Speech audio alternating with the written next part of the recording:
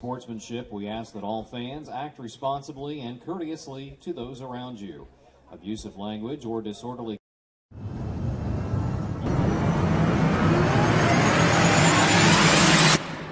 Well, a little bit of a curveball's been thrown to Concordia as they travel to Oak Hill.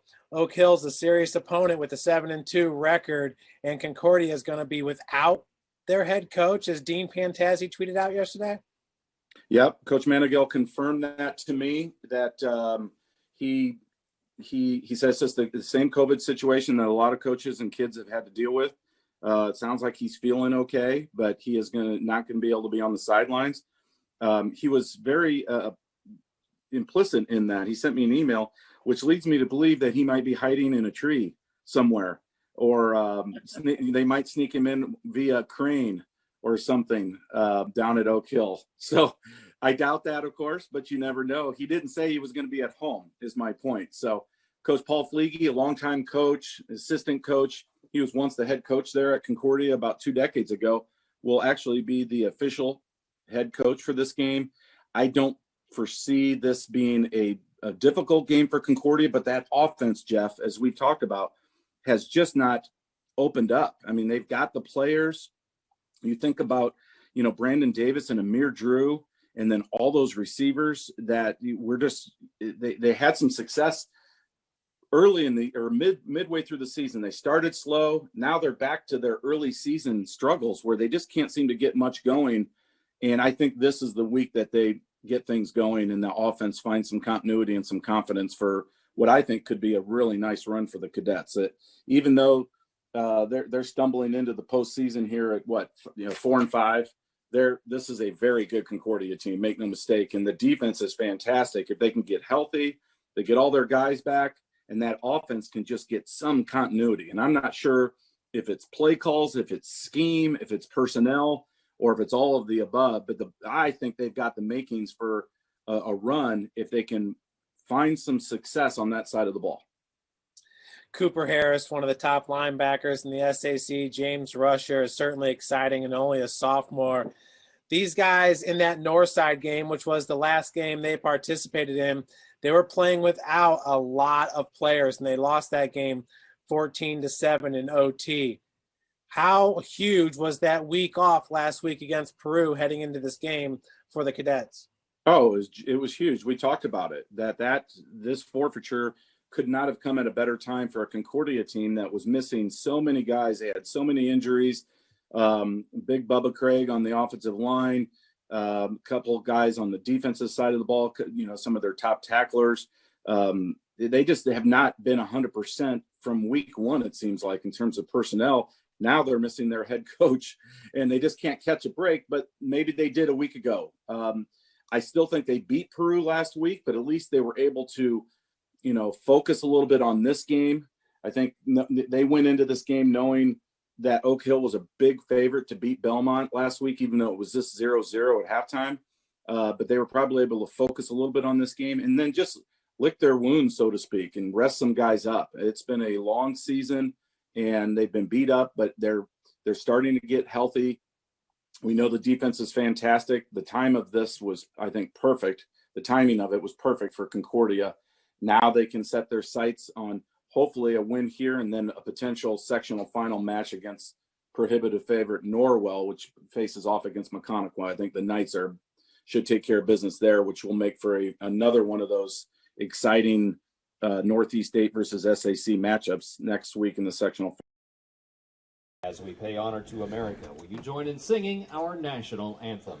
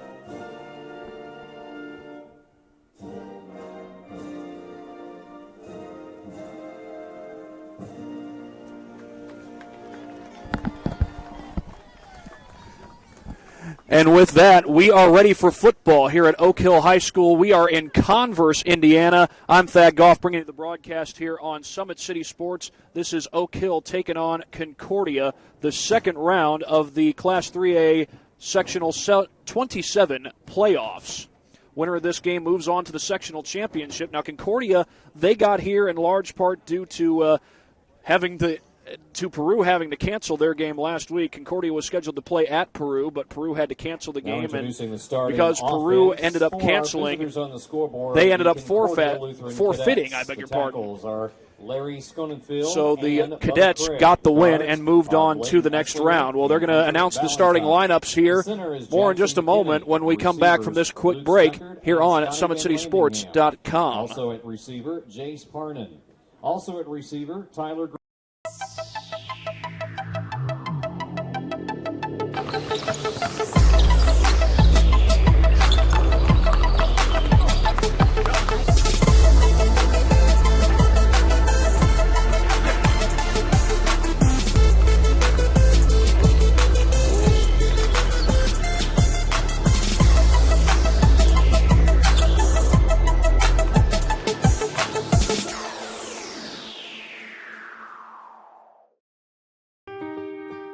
This is an invitation to join a movement propelled by people who care and members who have a share in the place they bank. Good morning, Sam. So when you have the chance to get your first home loan, you know an expert will guide you every step of the way.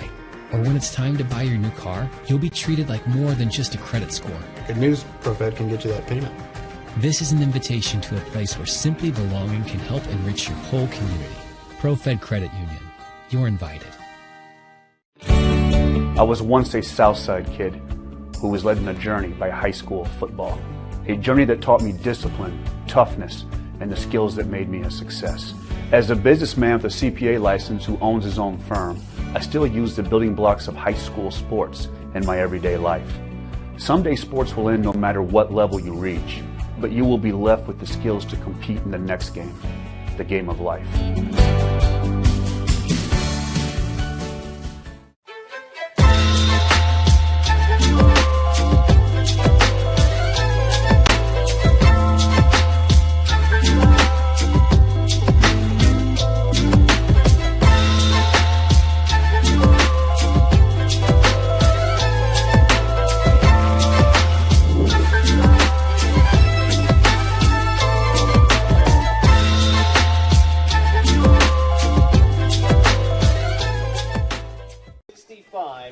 And welcome back, everybody. We are just about ready to get things started between the Concordia Cadets and the Oak Hill Golden Eagles. Oak Hill, they finished second place in the Central Indiana Conference, 6-1 in conference play, 7-3 overall. And it was a bit of a slow start as far as Oak Hill was concerned. They lost 3 of their first 4, including one to Eastbrook. Eastbrook finished as the top team in the Central Indiana Conference, but they have won their last 6 games, including their most recent game a week ago against Belmont. Concordia, they come into this game at 4-5 on the season. Now they are tied for 5th place in the SAC. The other 2 teams that they're tied with are Northside and Northrop. And it was kind of an interesting story as to how that unfolded. Concordia, they did just lose to Northside a week ago, but they also beat Northrop, and Northrop beat Northside. And all 3 of those teams finished with 4-5 conference records. And in the SAC, the entire schedule is conference games, so it was all conference games for the Cadets.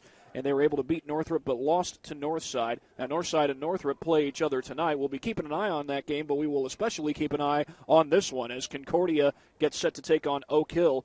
Concordia with a chance to, in a sense, upset Oak Hill. Oak Hill does have the better record coming into this game.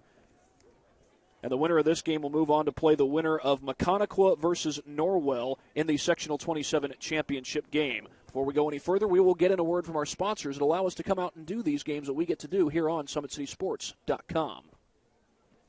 Today's broadcast is brought to you by SummitCitySports.com. Follow us on Twitter at 260 Sports, like our Facebook page, Summit City Sports, and be sure to subscribe to our YouTube channel.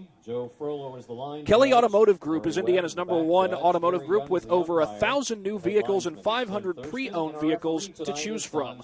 Please visit drivekelly.com. Simple, transparent, and reliable.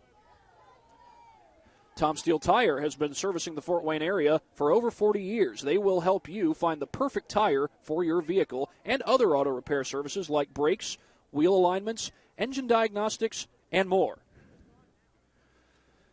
Big Eyed Fish has been around the Northeast Indiana area for generations. Like their Facebook pages for updated promotions and enjoy the best fish in Fort Wayne in a family-friendly environment at Big Eyed Fish. Well, we've got the coin toss going on right now. Looks like the referee is about to toss it. Visiting team calls the toss.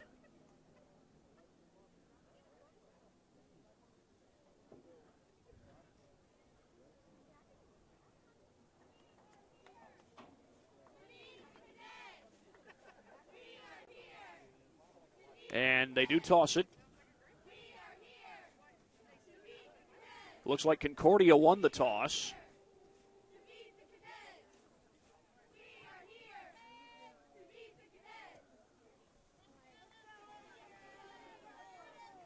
So the teams have decided which goals they will defend.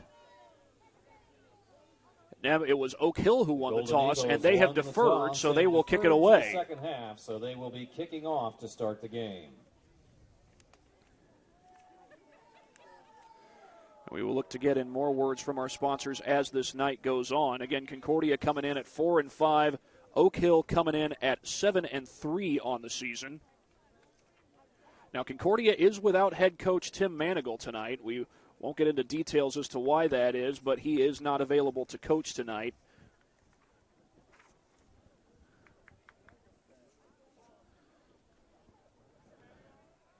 Manigal is an experienced head coach, and of course, Oak Hill has an experienced head coach in their own right. We'll get to that in a minute. However, Paul Fleege is going to be the interim head coach for tonight's game. He normally serves as the linebackers coach for the Cadets, but tonight, well, he'll likely sort of serve as the linebackers coach, although the linebackers coaches, they normally, and position coaches normally facilitate things in practice. Not that they don't facilitate things during games, but in addition to being the linebackers coach, Fleege will also serve as the interim head coach for tonight. For the Golden Eagles.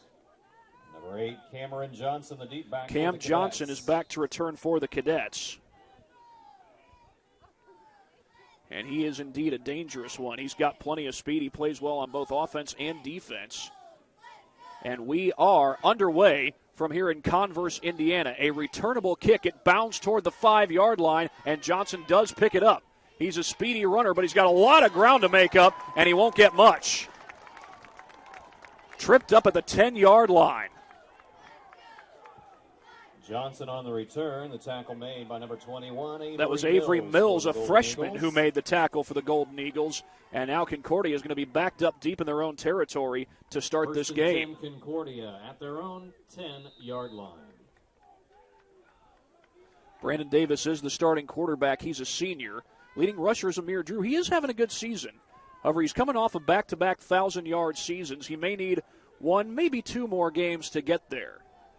Now, he has had games, Drew has, where he's rushed for over 200 yards. He had one of those last year against Peru, but Drew gets stacked up. He might have gotten only a yard, if that. Number 7, Amir Drew on the carry. Well, no surprise that the Cadets will probably look to Drew early and often. They like to spread the field out. Down and 9. Now, you spread the field out, you get that defense thinking pass, force them to sometimes go in the nickel, sometimes go zone, and that can leave holes open for your running game.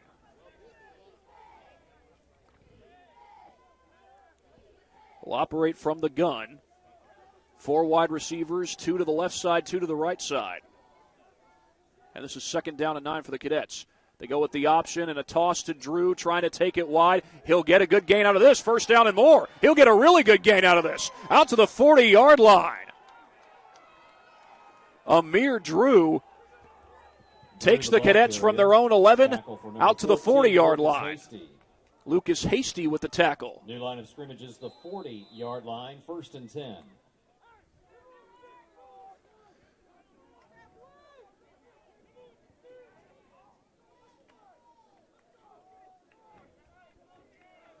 We are just over a minute into play here in this first quarter. Trips to the far side of the field. Pressure comes from the edge. And there's Drew getting the carry. It's another short gain. There Drew, the ball carrier. Tristan Hayes makes the Tristan tackle. Hayes with the tackle for the Eagles. And another gain, short gain for Drew. 9. It's going to be 2nd and 9. Of course, he's had 2 short gains and 1 29-yard gain. You know, you're going to have moments like that. You're going to have your big carries, and then you're going to have other carries where you're held to short gains. That's going to happen. It's not going to be a 50-yard burst every time you touch the ball, no matter how good you are. And Amir Drew is plenty good, but he is certainly capable of those 50-yard bursts. But here's Davis going to take a shot downfield. He's got a man down there, and it is caught. And breaking away is Cam Johnson. Takes it down to the 10-yard line. Pass is complete to number 8, Cameron Johnson. Keon Height makes the tackle for Keon Height with the tackle. And after starting at their own 10-yard line, Concordia is now at the Eagles' 11-yard line. So far, they've already marched the ball a grand total of 79 yards down the field. And we're inside 10 minutes to play in this first quarter. Looks like Davis has gotten the call from the sideline. Now, Tim Manigal, normally the head coach, he was a former wide receivers coach before becoming the head coach. He coached on the staff for Dean Dorfler. Here's the handoff to Drew, finds a hole, takes it up the middle, and he's in. Touchdown. To number 7, Amir Drew. Touchdown, Concordia. Amir Drew caps off a 5-play drive, and the Cadets are in the driver's seat up 6-0.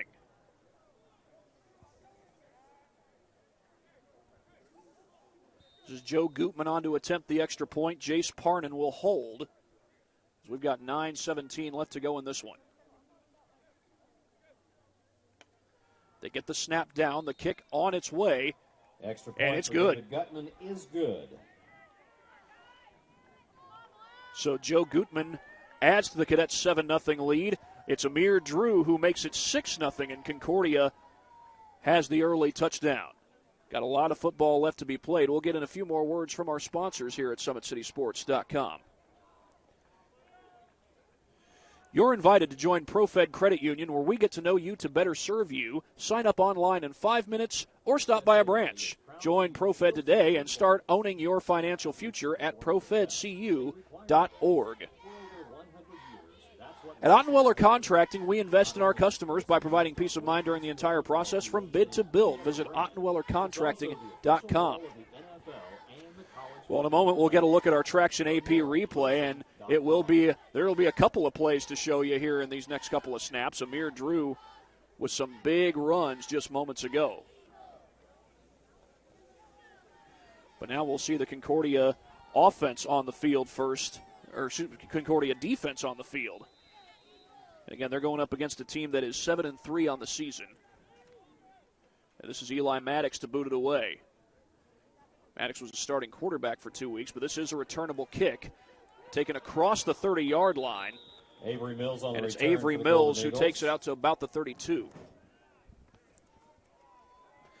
About a 15-yard. We'll go ahead and get a look for at Mills. our first replay here on SummitCitySports.com. This was the play that you might say ignited the drive. A little option play. They get Amir Drew out on the edge, and then Drew takes it for a big gain out to the 40-yard line. Great start for Concordia. But now here are the Golden Eagles. Clay McCorkle is the starting quarterback.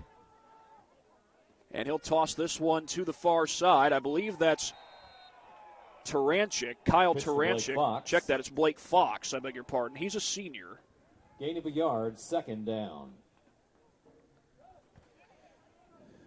I'll continue to talk about this as the game goes on, but this is an Oak Hill team that does like to run the football.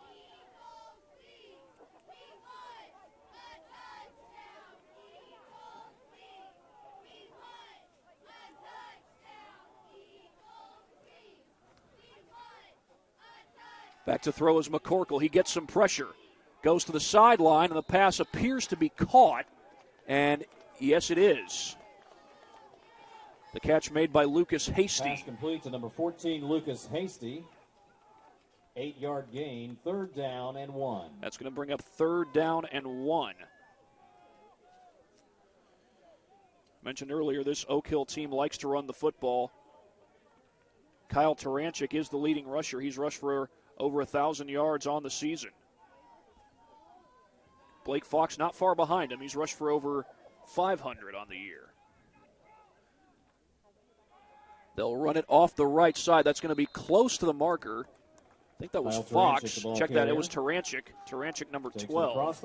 And he's a sophomore, and he does get the first down. 10, Golden Eagles. So a methodical start so far for the Golden Eagles. They're coached by Bud Osmond. He's in his 22nd year as the head coach at Oak Hill. He's had a lot of winning seasons in his career, including an 11-1 campaign in 2008. Off the right side with Fox, and Fox is going to be dropped right at the first down. Right at the line of scrimmage. I believe that's Matt Gegline. No gain, second down. Check that. Isaiah Rusher there on the tackle. Rusher number 60. Gegline's number 40. That's Tim Manigault. I mentioned he's not available to coach tonight, but he is an experienced head coach for Concordia. He's in his 11th season. Won a state championship back in 2016. 7:05 to play in this one. In the first quarter, that is. And running out of time is McCorkle, and Cooper Harris gets to the quarterback. 16, Cooper Harris. Cooper Harris, the blitzing linebacker, came right up the middle.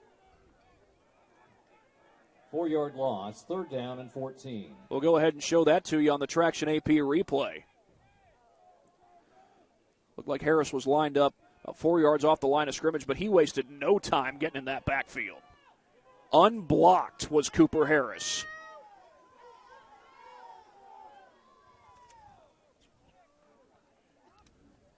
This is third and about 14, and McCorkle will loft it to the sideline. The catch is made. Was he in bounds? I think they're saying he was not. That was Tristan Hayes who went up to make the grab. Pass caught out of bounds, incomplete. They are going to call it an incomplete pass. So it's going to be 4th and 14, and a punt coming, you would think. And indeed, it will be a punt by the Eagles.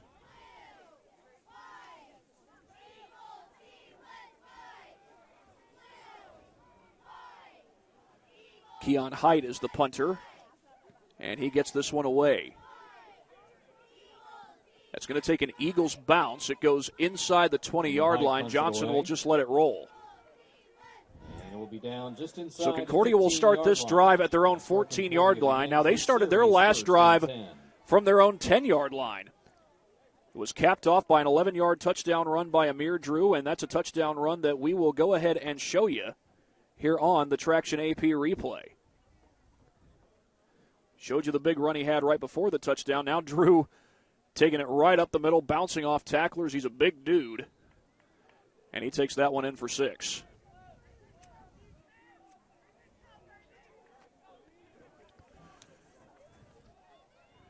He lines up behind Davis in the pistol. Davis will look to throw. He sets up the screen. That's Johnson. Cuts to the inside. Johnson still on his feet, and a little shirt tail tackle, more like a collar tackle there. But Cameron Johnson has the first down out to the 32-yard line. Not to be confused with Colin Johnson, who I think has been drafted into the NFL. He played at Texas the last couple of years as a wide receiver, a big 6'3" target. Now, Cam Johnson, he's just a little bit short of that. He's 6'1", but he has made some big plays both as a wide receiver and as a defensive back. You'll see him frequently in both positions. A little sling pass out to the sideline, incomplete, intended for Van Landingham. That looked dangerous. Incomplete. Second down.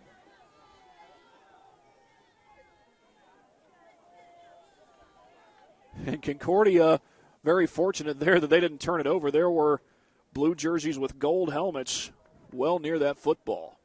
Speaking of blue jerseys with gold helmets, immediately you hear that, you think of success, largely because of a particular school in this state with blue jerseys and gold helmets, that being Notre Dame. I believe they've won 10 national championships, if I'm not mistaken. And Oak Hill, they have won a state championship. They did that back in 1982. This is Davis on the keeper. And a short gain for him out to the 34-yard line. Brandon Davis on the option. Carries for That'll make it a third and long. Down and 7. The Cadets' last drive eclipsed 5 plays. This is the 4th play of this drive. It was 5 plays that went 90 yards. This drive started at Concordia's own 14-yard line. But what do they have here on 3rd and 7? Snap to Davis. He gets a blitz. Running out of time. Davis going to go down. A whole host of defenders, including Blake Fox, in the backfield. in on that sack. Whitehead. Got a little bit of help from Spencer Whitehead as well, the big 6'3" defensive lineman. And Oak Hill has forced a punt. Well, after a 5-play, 90-yard scoring drive, the Oak Hill defense responds. And now can the offense follow suit? It's Parnan on to punt it away. He takes a low snap. Wobbly punt. It will be returned. A broken tackle there. He and Height on the return. And Height takes it back to the 39-yard line.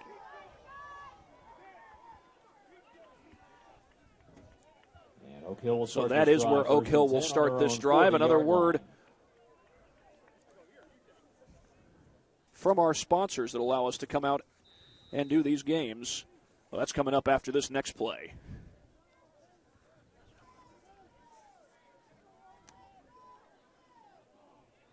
Well, so far the field position battle has been won by the Eagles. That's Fox who goes in motion. They hand this one off up the middle, but the Cadets are all over that. Cooper Harrison on that tackle as well. Gets back to the line of scrimmage, 2nd and 10. And with that, we'll get in one more word from our sponsors. Summit Volleyball trains and builds the highest quality volleyball players in the area from ages 5 to 18. Our players are equipped with elite-level skills and a foundation of life skills. Jump on board. Together, we can reach the summit.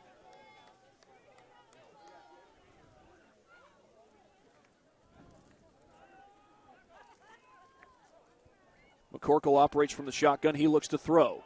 Goes to the sideline. Pass is incomplete. And the coverage on the far side of the field was by Xavier Sheehan. Intended for Tristan Hayes. Tristan Hayes was the intended receiver, and it's going to be 3rd down with 3:20 to go. This is a Concordia defense that has plenty of talent, particularly in the defensive backfield. You think about guys like Cam Johnson. He's come up with several big plays. Braden Payne has proven to be a ball hawk in that secondary. Those guys are both seniors. Cam Vanderbosch has had a heck of a season as well. He's the younger brother of Jalen Vanderbosch, a former Cadet and former Carroll Charger. He transferred from Carroll to Concordia. McCorkle goes to the sideline. That's complete. And immediately pushed down by Max Gleave. Pass complete. Number 27. It was Mason McKinney who made the catch. They're short of the first down. Gain, 4th And it's down going to be and 4th and 3. It looks like they're bringing out the punt team. On their own side of the field, perhaps Bud Osmond not wanting to risk it, so he decides to punt the ball away. His team has won the field position battle, although Concordia started this game with a 90-yard scoring drive. This one's returnable, maybe not. And Johnson would be certainly wise to let that one go, as was Sheehan. Good job by him getting out of the way. It's down to the 29-yard line, and Concordia will take over right there. We've got 2:39 to go here in this first quarter. And now, getting a word from Summit Volleyball. Summit Volleyball trains and builds the highest quality volleyball players in the area from ages 5 to 18. Our players are equipped with elite-level skills and a foundation of life skills. Jump on board. Together, we can reach the summit. Well, Concordia has started their drives from their own 10-yard line, their own 15, and now a lot better looking field position to start out, their own 28. 3 wide receivers to the top of your screen. Davis sets up the screen, and it's incomplete. There is a flag down. Pass incomplete. That was Jace Parnan. Flag on and play. Number 21, Avery Mills, had a hold of each other. Now, if I'm not mistaken, it could not be pass interference. Holding. But you can call offensive Concordia. holding. You cannot call pass interference on a screen pass, but offensive holding, that you can throw the flag for. And again, the call was offensive holding. Probably going to be on Jace Parnan. He's the younger brother of Jaden Parnan. And Jaden Parnan, I believe, is at Ivy Tech. He was a three-sport athlete, played football, basketball, and baseball, as did Jared Kindig, who graduated this past year. He wore the number 4, which Tyler Grossman wears this year. Cadets will operate from the pistol.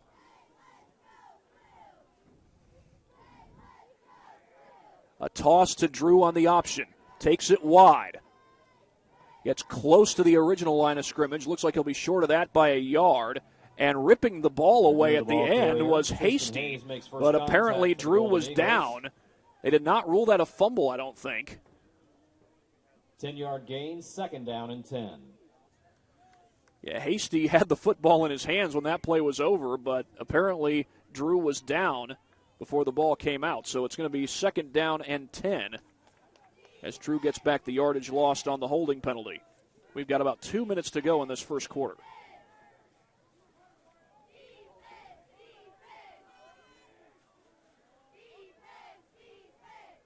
That's Parnan who goes in motion. They fake the screen to him and throw the screen the other way to Drew. Drew going to pick up the first down out across the 40-yard line. Well designed by the Cadets.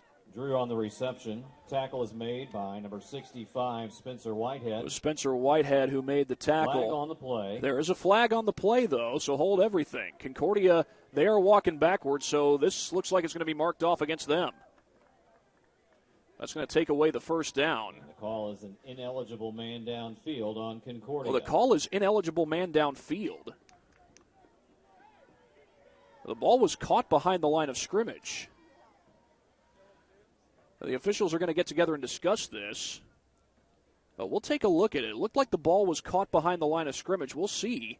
Because they faked the screen one way, then threw it the other way. Yeah, Drew is behind the line of scrimmage when he catches that ball. The referee was just about to signal an ineligible man downfield, and now the officials are still talking it over. I'm pretty sure if the ball is caught behind the line of scrimmage, ineligible man downfield is not in play.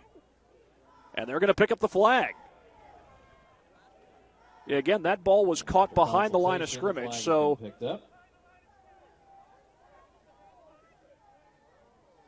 and the official just explained to the Oak Hill sideline that the flag was picked up because the ball was caught behind the line of scrimmage. So again, it is a clean catch and a first down for Concordia.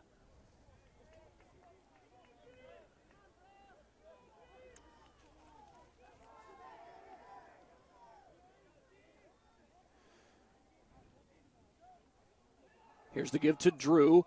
Picks his way off the left side, first down and more. Drew still on his feet.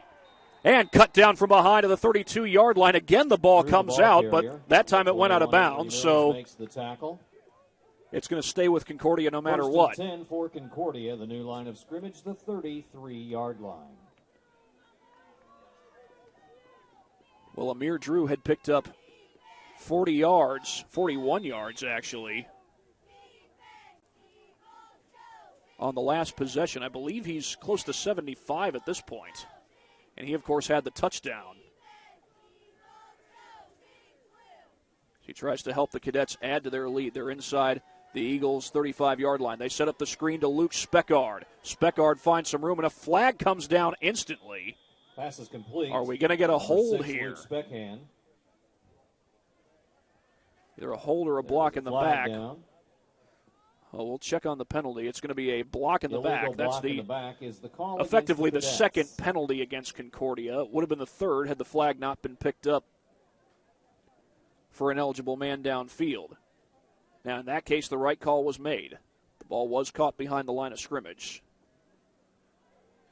But in this case, the penalty is going to stand, and what was a good gain turns into essentially a loss of 7.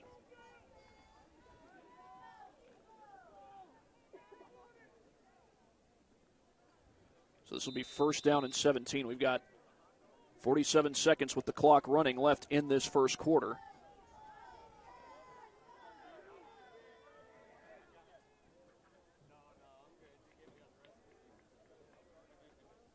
Drew fakes the screen, running out of time, and he is going to escape the pressure, at least for a little bit. He goes down for a short gain, but what would have been a loss turns into a gain of about 1.5 yards. Second down. Well, Davis looks to be hobbling just a little bit there. He's going to the sideline, I believe, to get the play call.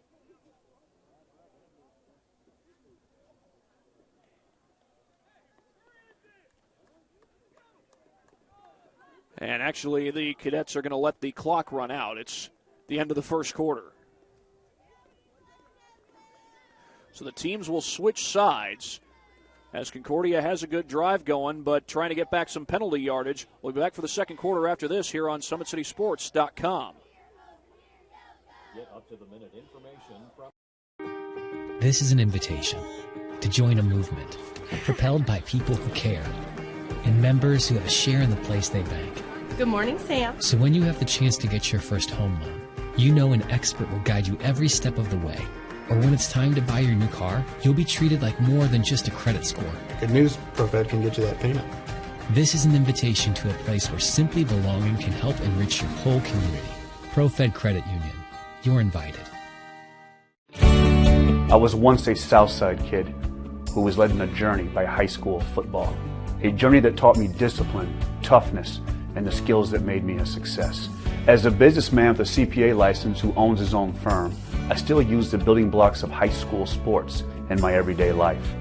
Someday sports will end no matter what level you reach, but you will be left with the skills to compete in the next game, the game of life.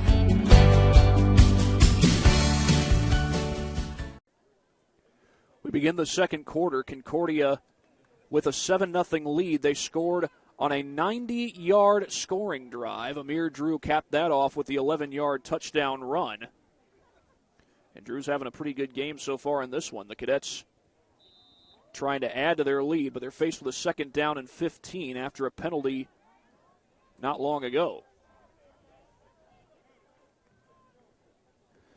And they operate out of the Wildcat here. This is Cam Johnson taking the snap, trying to break free. He does break one tackle, but he's going to be held to a short gain.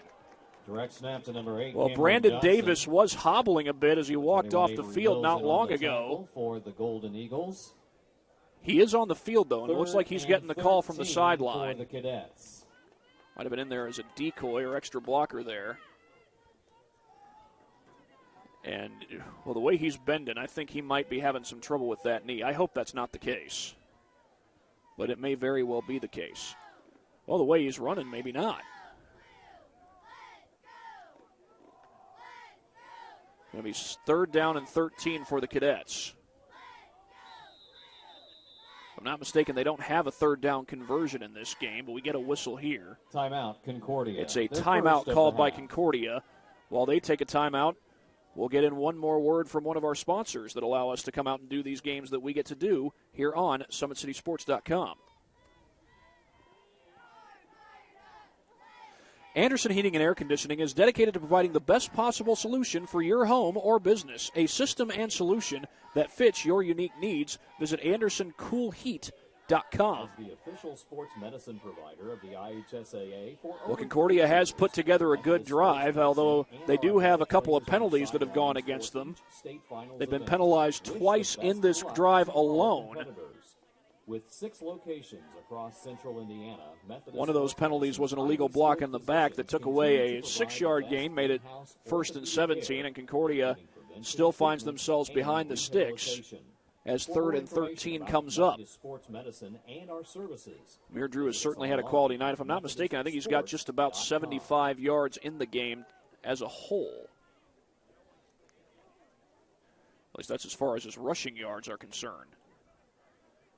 Concordia has certainly owned the time of possession. Oak Hill has gone 3 and out on each of their drives. Concordia, they did go 3 and out once today. That's a credit to the defense responding after giving up the touchdown on the 90-yard drive. What does Concordia have here on 3rd and 13 from the 36?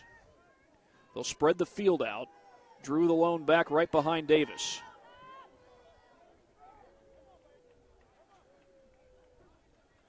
They will blitz. Davis flushed out of the pocket, retreating backwards and heaves it a sidearm throw, and it's intercepted. Brought back across the 50-yard line. 10, Blake Fox snags the pick, and perhaps a huge momentum shifter. There is a flag on the play. We do have a flag down on the play, so we will check that out. You know, that Concordia sideline, he may have been telling Drew as he got back to the huddle, hey, just take the sack. You're better off taking the sack as opposed to giving up a turnover by flinging the ball away. They called it intentional grounding. And the reason they called it intentional grounding was because there was no eligible receiver in the area. Penalty is declined, and Oak Hill takes over at the 47-yard line. If I'm not mistaken, the ball might not have even reached the line of scrimmage. We'll check on that in just a moment. But meanwhile, a first down play coming up here for the Eagles.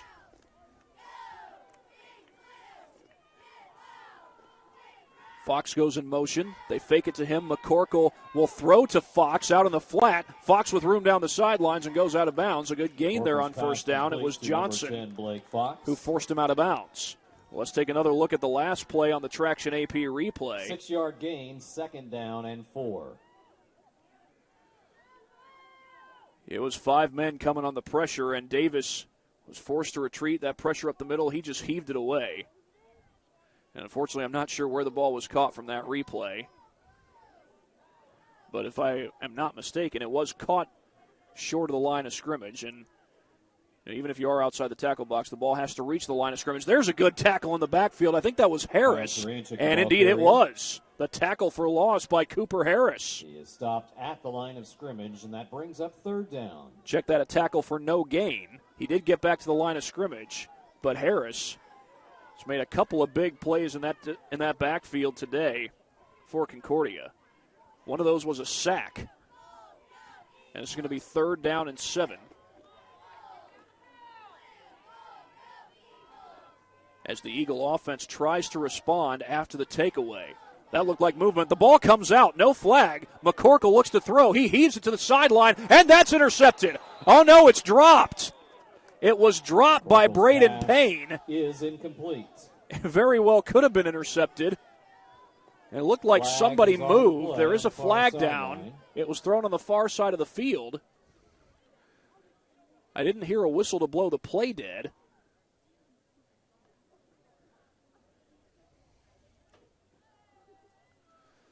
Well, right now the linesman is having a fairly long-distance discussion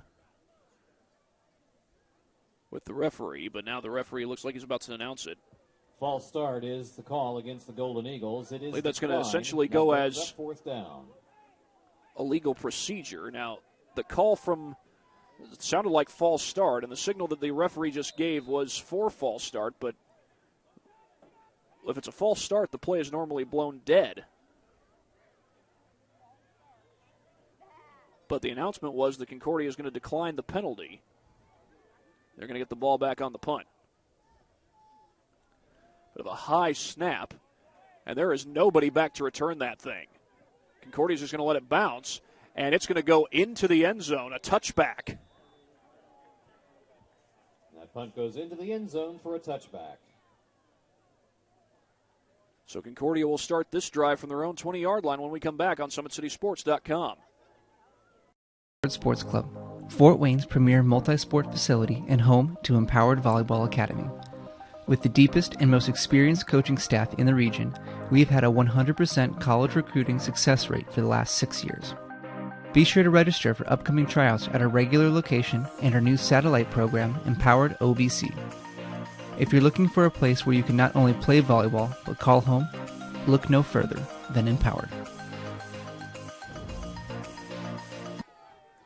Well, back from the break, here's an option and a toss to Amir Drew off the left side. He's got some room to run, breaks a tackle, shakes another, gets the first down out near the 35-yard line.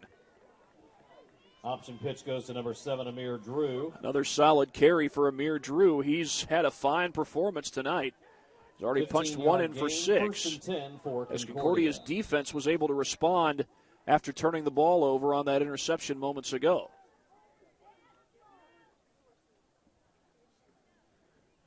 I beg your pardon earlier. I think the flag may have been for illegal formation on that third down play. So I think that's why Concordia was able to decline the penalty and let the play stand. Davis sets up the screen, a little sidearm zinger to Speckard, and he's cut down from underneath. Gabe Anderson with the tackle. Speckhand with the reception. He is taken down immediately by number 13, Gabe Anderson. Second down. It's going to make it 2nd down and 8 after the Cadets started this drive off with a positive gain. And more than a positive gain, a first down carry. They get 3 wide receivers at the bottom of your screen here. Handoff will go to Drew, find some room off the left side. Tough run by Drew. I don't think he got the first down, though. Handoff to number 7. A good gain there on 2nd and long, however, and it will be 3rd and short. 3rd down and 1. The Cadets have yet to convert on a 3rd down situation yet tonight. Got a chance to break that here.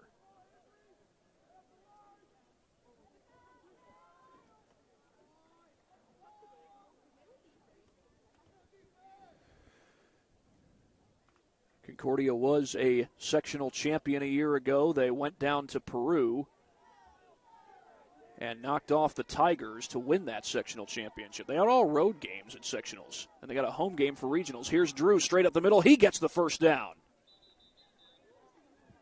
Up to the 48-yard line, and the Cadets have their first 3rd down conversion of this game.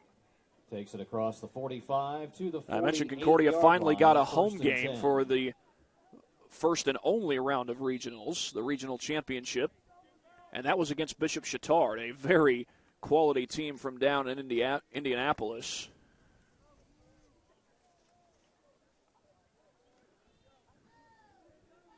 We're not too far from Indianapolis. We're just a little bit beyond Marion here in Converse.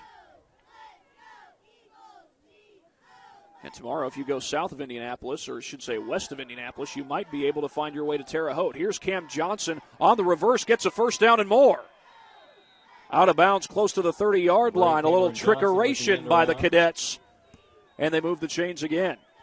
Cam Johnson has proven to be a reliable athlete on both sides of the football. Runs it down to the 32-yard line. An excellent receiver, an excellent defensive back.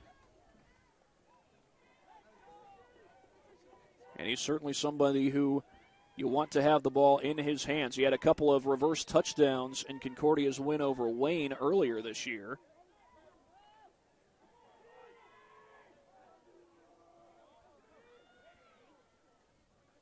Had a couple of big tackles for loss in their come-from-behind win against Northrop as well. Davis looks to throw, gets some pressure, sets up the screen. It's off the hands of Drew. Was that picked off? The officials are saying no. Avery Mills nearly had the pick. Coverage for the Golden Eagles. 2nd down.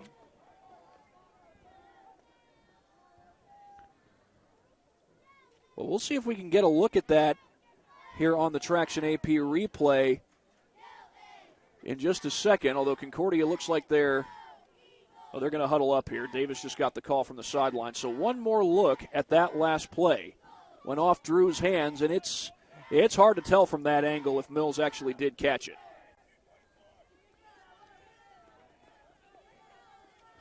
Here's Davis getting some pressure, a sidearm throw to the sideline, and it's intercepted.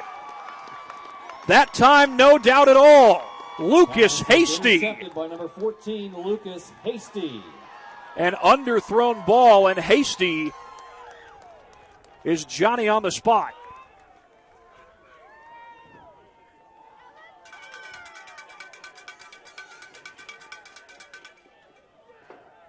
Well, this Oak Hill offense has not moved the ball very well, but they've forced 2 turnovers in this game. Could they get the spark they need any moment? They've rushed for just short of 2,000 yards as a team on the season. They'll run it off the left side here. I think that was Fox. Check that. That was Taranchik, the 1,000-yard rusher sophomore. 4-yard gain. Both a running back and a linebacker. It was a gain of 4 on the play. Oak Hill has had some positive gains on first down over the course of this game, but have not been able to pick up a first down. They start this drive deep in their own territory, but the defense has forced 2 turnovers. At any moment, this offense could find a spark. They'll run it off the right side. Breaking tackles is Taranchik, and he's got the first down. For the first time today, the Eagles move the chains. 21, first down, and they're out across the 20-yard line as they try to take advantage of the turnover moments ago. We'll give credit to the pressure on the last 2 turnovers that Oak Hill has forced. They have gotten heavy pressure in the face of Brandon Davis. They'll run it off the left side with Taranchik again, and he's wrestled down for a short gain. Taranchik on the carry. I believe that was Isaiah Rusher. It was either him or Logan Narwhal-Settle. Narwhal-Settle, one of the top pass rushers on this Concordia team.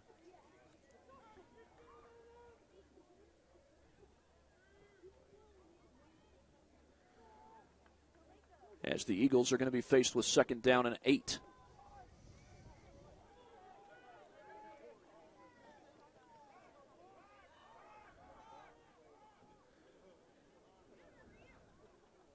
McCorkle looks to throw. A sidearm pass broken up and incomplete. Pass incomplete. Dontrell Johnson made the play on the ball. 3rd down. A junior defensive back, somebody who maybe one of the lesser-known defensive backs on this Concordia team, but nonetheless, he is a heck of an athlete. And had good coverage there on that play to break it up. 5:09 to go as Oak Hill is faced with a 3rd and 8. They picked up their first down of this game just moments ago. And just before that, Lucas Hasty got the Eagles' 2nd interception of this game. Here's McCorkle to throw, gets pressure, flushed out of the pocket, and throws it away. Is that being ruled a fumble? No, apparently not. Now they blow the whistles. Flag on the play. There is a flag down. Xavier Sheehan had a hold of McCorkle's sleeve. It's going to be intentional grounding. There was not a single blue jersey in the area of that throw. So they'll mark that one off from the spot of the foul, and the down will count. It'll be 4th and, I believe, 18. At least in the NFL and at the college level, it would be a 10-yard penalty and a loss of down. But the high school level, I believe they mark it off at the spot of the foul. I think they're saying the spot of the foul was the 19-yard line. 13. It's going to be 4th down and 13. And the positive for Oak Hill was they were finally able to get a first down on this drive. It looked for a moment like they might be about to lead the offense on the field. But on 4th and 13 on your own side of the field, I think they made the right move in the end. Going to punt it away. And the big concern if you're Oak Hill is the guy who's about to return this punt, Cam Johnson. He is a speedy guy. Kept it away from him for the most part, and they'll keep it away from him here. Ball is down at about the 37-yard line, and that is where Concordia takes over after we come back from this next break here on SummitCitySports.com.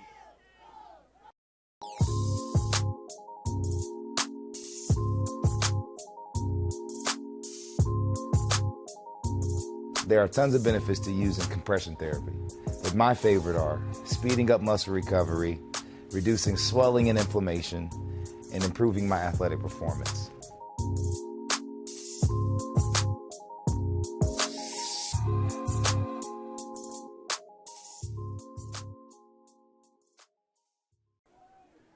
Seven 0 Concordia. However, they have turned the ball over twice. 2 interceptions thrown by Brandon Davis. But the defense has kept the Eagles at bay. Here's Amir Drew running off the right side, breaks a couple of tackles, and gets the first down, takes it in to Oak Hill territory. Amir Drew on the carry. And once again, the Cadets takes it to midfield. Able to pick up a first down. And one of the and positives from Concordia's last drive, even though they turned the ball over, was they got their first third down conversion of the game. That wasn't a 3rd and 1, but you get one of those third down conversions, it can help build your confidence as the game goes on. Score's 7-0, but if you ask the guys on that Concordia sideline, they're probably thinking it ought to be more than just 7, the way they've moved the ball. But the turnovers have proven crucial. Another handoff to Drew and another good gain. Out to the 41-yard line, a 9-yard gain there on first down, and the Cadets continue to move the rock. 9-yard gain, 2nd down and 1.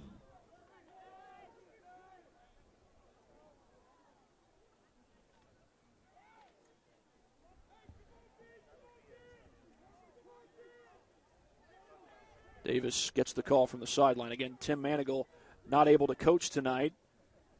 Paul Fleege is serving as the interim head coach in his absence.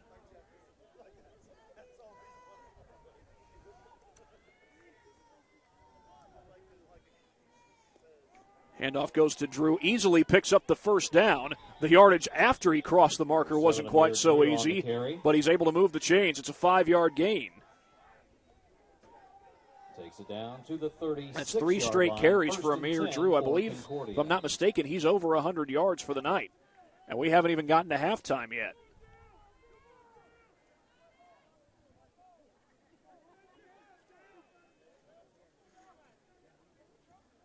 Now, this is a Golden Eagles team that has been winning sectional championships going all the way back to the 1970s. I believe 1976 may have been their first one. Flag is down before the snap. This is probably going to be a false start. On the play. Yeah, that looked like what the signal was from the linesman. Ball, false start. Indeed, it is false start. Concordia. Well, the turnovers and the penalties have been what has hurt Concordia. I believe that's the 4th penalty. Check that 5th penalty against the Cadets tonight.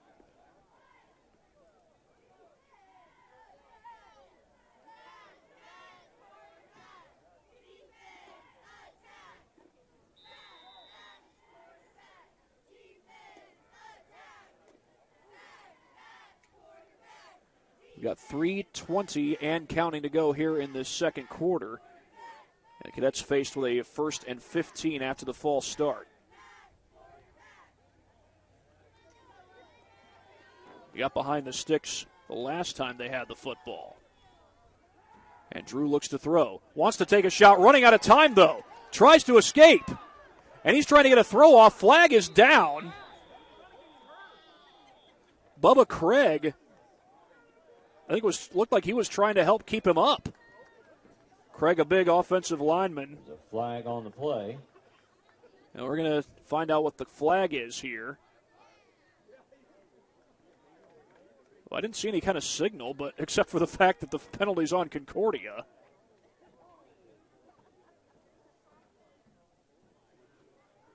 And it was Bubba Craig who looked like he was trying to keep Davis up, and that may be what the penalty is here. That or perhaps a hold. Right now the official is explaining it to the Oak Hill coaching staff. I think that's Bud Osman. Bud Osman is the head coach. And he's in his 22nd season as head coach of the Eagles. It's been a very successful career for him. They're going to decline the penalty. Did they just call a sideline warning? That looked like the signal. It's going to bring the ball back to the to where the play ended. And this is going to be 3rd down and 21. Well, another good-looking drive by Concordia stalls because of penalties. Can they at least avoid the turnover this time? And they're not in field goal range at this point, so you probably don't think about bringing out the field goal unit unless you get a good chunk of yards on this next play. Davis looks to throw. Zings it to the sideline. That's bobbled and incomplete. Intended for Scotty Van Landingham. Intended for number 3, Scott Van Landingham. It looked like Van Landingham brings up 4th down. Started to run before he had the football. Ball hits his hands, and immediately it looked like he started turning upfield before he secured it. And otherwise, he's at least got a chance to get most of the yardage needed for the first down, if not all of it, even though he had a defender in pursuit. Got a discussion from the officials. I don't see a flag anywhere on the field.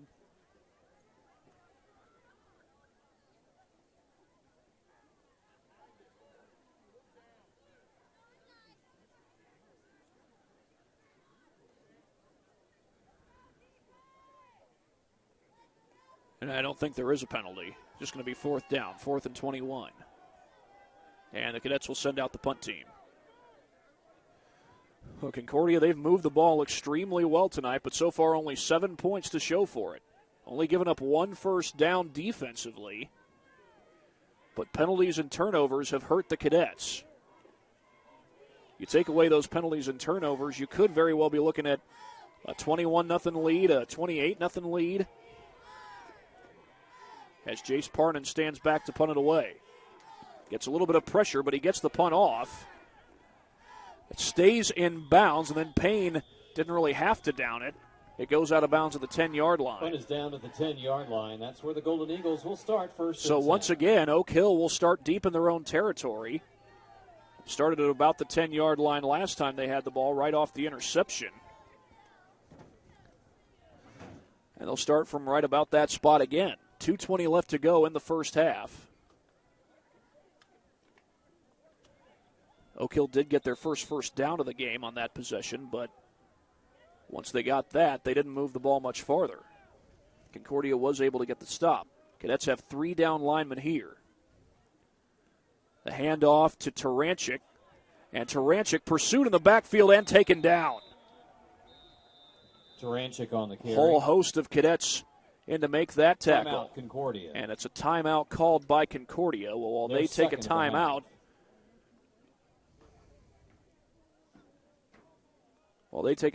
in just a moment, we will show you the latest replay brought to you by Traction Athletic Performance. So a great pursuit to the backfield by Concordia. This defense has done a fantastic job. There's no Logan Narwhal-Settle getting the backfield, but Xavier Sheehan having a heck of a night. I think he was the first to make contact. And with that, Concordia is able to get the tackle for loss. Ivy Tech Community College has you covered, no matter where you live or what your interests are. Learn more and apply for free. El Azteca Mexican Restaurant has been a Fort Wayne favorite since 1973. El Azteca Mexican recipes are sure to tantalize your taste buds.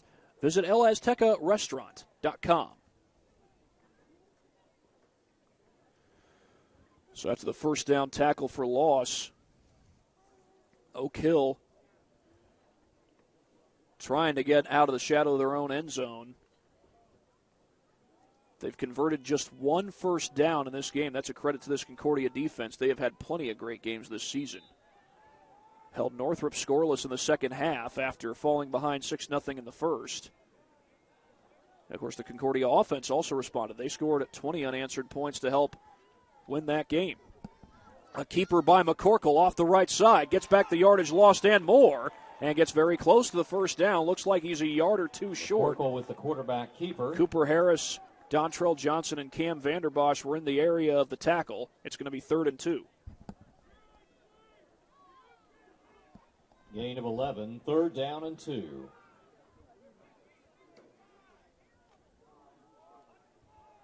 Only 1 first down picked up today by Oak Hill, but they've got a 3rd and short situation to deal with. They haven't converted on a 3rd down yet. The handoff to Taranchik, pursued in the backfield again and swarmed under. The Cadets all over that run play. Harris was a part of that tackle as well. And it's going to be 4th down, and they are going to say he got back to the line of scrimmage. But that's going to make it 4th and 2. Now, it's a short down and distance. You could go for it here if you're Oak Hill. However, the downside of that is if you don't get it, you give the ball back to Concordia. with excellent field position. And Oak Hill does get the ball to start the second half. They won the opening coin toss and then deferred. So they will get the ball to start the second half. Here's another look at that last play. Good penetration by the Cadets. It's hard to tell who was the first to get there. I think Narwhal Settle might have made some initial contact there. He's one of the top pass rushers on this team, one of the top defensive linemen when it comes to getting into that backfield and making plays.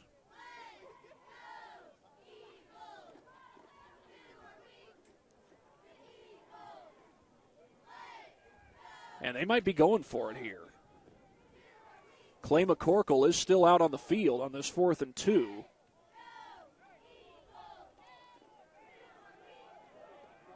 Yeah, the Eagles are going to go for it. So after 2 negative run plays on this drive, they're going to try to convert here on 4th and 2. Are they going with the hard count here? And a whistle blows and a timeout. Timeout, Oak Hill. Their first of the half. That's Oak Hill's first of the half. Looked like they were going with the hard count, trying to draw Concordia off sides, but the Cadets did not bite. We'll be back in just a minute here on SummitCitySports.com.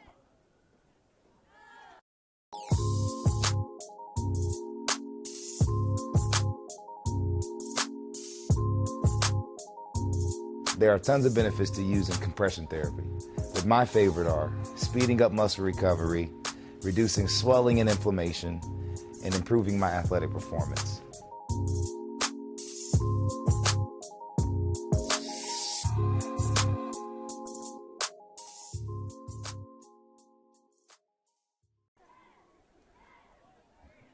.129 left to play in the second quarter. Concordia leads Oak Hill by a score of 7-0. And now Oak Hill will punt it away as Avery Mills goes back into punt formation. Cam Johnson is back to return. Well, just before the break, Oak Hill lined up to go for it on 4th down, but they were going with the hard count. Concordia was not fooled, so the Eagles called a timeout. Done a good job keeping the ball away from Johnson, but not this time.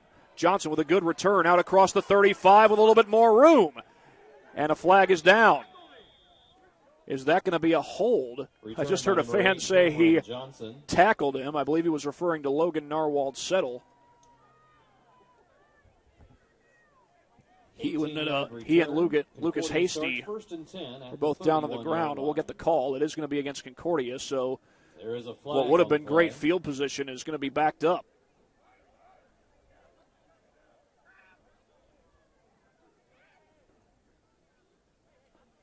And the officials will discuss this.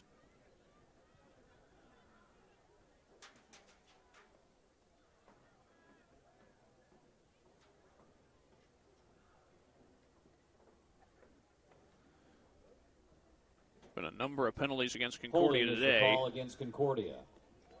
And this will add to that.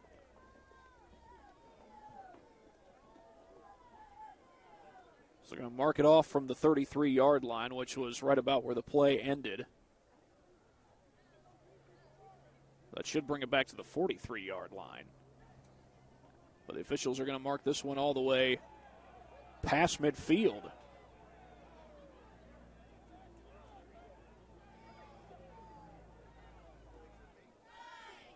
They're going to bring it back to the 42-yard line in Concordia territory. And we've got 1:17 left to go. Now Concordia does have some time left on the clock. They can get in position to score the touchdown or perhaps kick the field goal.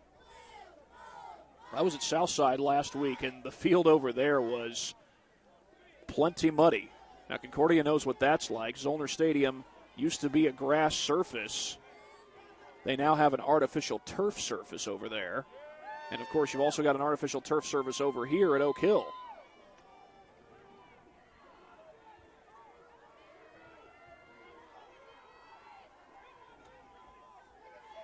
Davis rolls out, gets some pressure. Gets away from the first man, fires downfield, and the pass is caught.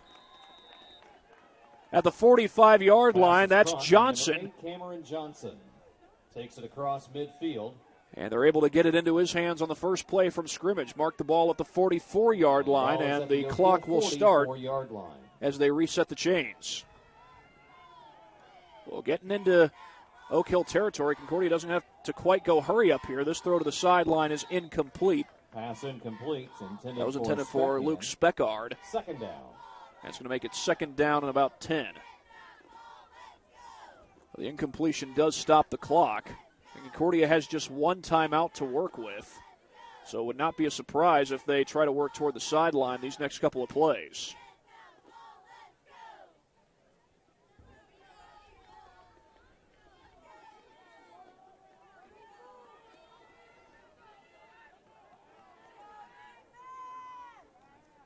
Twin wide receivers to either side of the field. Davis looks to throw. Goes to the sideline, almost intercepted. That would have been the third interception of the game thrown by Davis. And it was Tyler Miller who got right in front of it. Number 40, Tyler Miller with coverage for the Golden Eagles. 3rd and 10. And it's going to be 3rd and 10. The benefit, in a sense, for Concordia is, again, the clock does stop. But now you're faced with a 3rd and 10.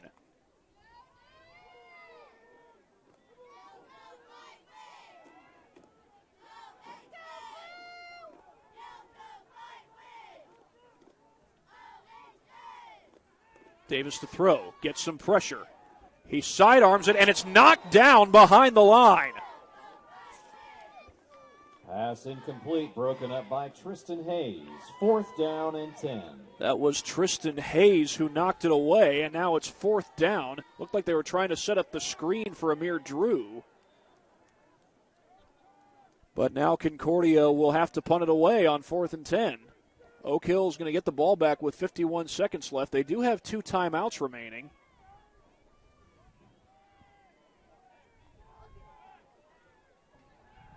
As Jace Parnanen waits to punt it away. Low snap and a short punt off the side of his foot, it looked like. That goes out of bounds. Well out of bounds. That looked like it went past the brick wall over there beyond the track. That is a short punt. And where will they mark this? They're going to mark it just short of the 45-yard line.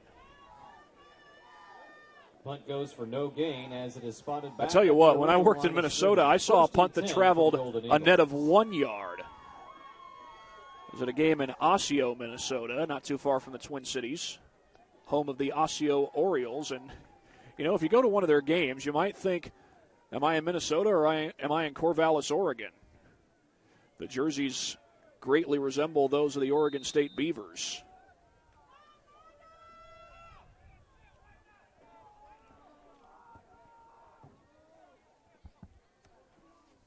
They'll fake the handoff. McCorkle looks to throw, gets it away across the middle, and it's almost intercepted.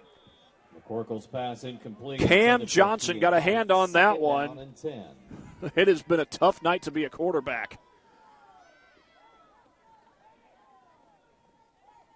Brandon Davis has already thrown 2 interceptions. He's come close to throwing a few more. That would have been the first interception of the game for McCorkle. He has been sacked in this game. Cooper Harris made that happen. Cadets have forced 4 3-and-outs as well.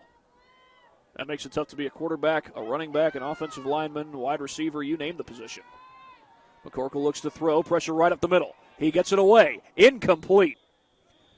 And the only guy anywhere near that throw was Sam Hudson. 3rd down. The former linebacker now playing at defensive back.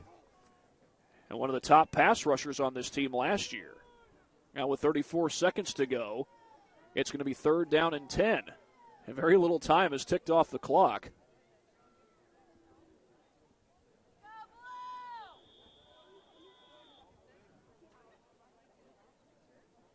And I think we got a timeout on the field.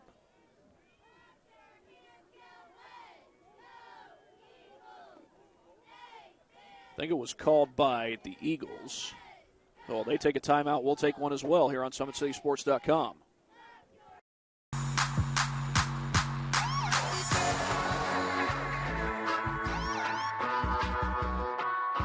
I choose to do whole body cryotherapy after practices, games, and training.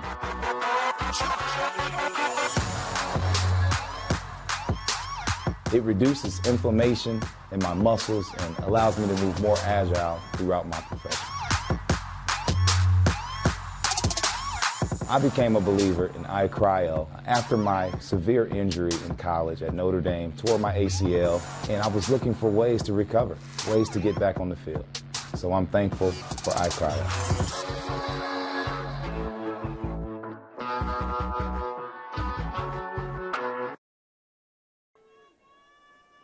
Well, this is 3rd and 10 for Oak Hill. We've got 34.1 seconds to play in the second quarter. Oak Hill has not yet converted a 3rd down in this game. They have 1 first down in the game so far. McCorkle rolls right. Gets it away to the sideline. Pass is caught, but out of bounds. Mason McKinney came down with a foot on the chalk. For an incomplete pass. So it's going to be 4th down. Well, we'll get another look at it here on the Traction AP replay. Certainly looked as though his foot came down on the chalk. Not a bad design, certainly, but yeah, definitely looked like McKinney's foot came down out of bounds. And a punt coming for the Eagles. Johnson going to return this one. His last return was called back, and this return is going to go for all of 2 yards.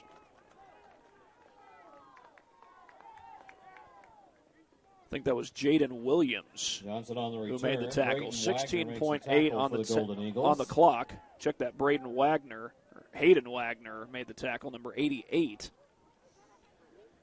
And now with 16.8 seconds to go, you would think that Concordia is probably going to take a knee. Now Oak Hill, they are going to get the ball to start the second half. They've only picked up 1 first down in the game. But there have been a lot of opportunities for Concordia to add to their 7-0 lead, and penalties and turnovers have hurt that cause. They are going to run another play here. This is Amir Drew getting the call and a shirt-tail tackle after about a 4-yard gain, and that is going to be the final play of the first half. So Concordia will go into the locker room up 7-0. Oak Hill gets the ball to start the second half. Concordia will try to preserve their lead. We will be back after this break here on SummitCitySports.com. We have to do this. A bit of a hill. His mother said, if you're coming to school, you got to bring your sister because they have to go and work in the fields. So this kid carries his 1-year-old sister everywhere. A lot of those kids don't eat in the morning. A lot of those kids, the only place they do eat is at that school. I thought going up that mountain, Mary's meals can reach everywhere that there's a hungry child. Do you see what happens after a simple meal? It just came to life. Love reaches everywhere.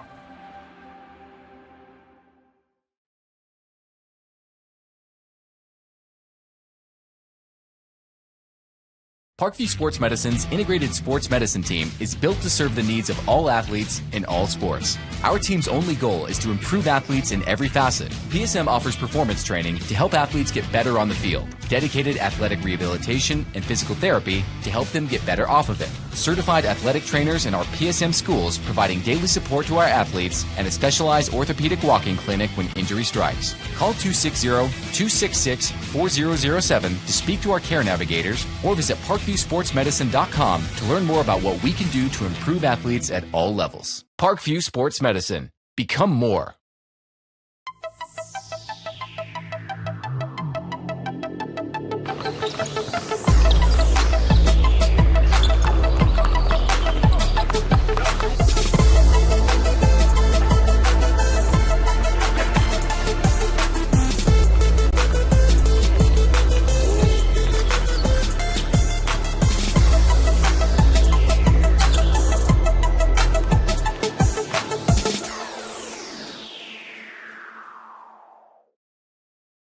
Joint pain, sprains, strains, or a possible broken bone?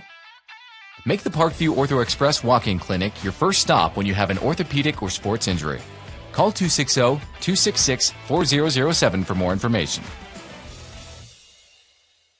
Welcome to the Summit City, home to the 260's dedicated high school athletes and fans. Each victory and celebration captured by our cameras. Treasure the highlights from the Summit Athletic Conference this season, or complete games live or on demand. After all, nobody's more proud to call Fort Wayne home than SummitCitySports.com.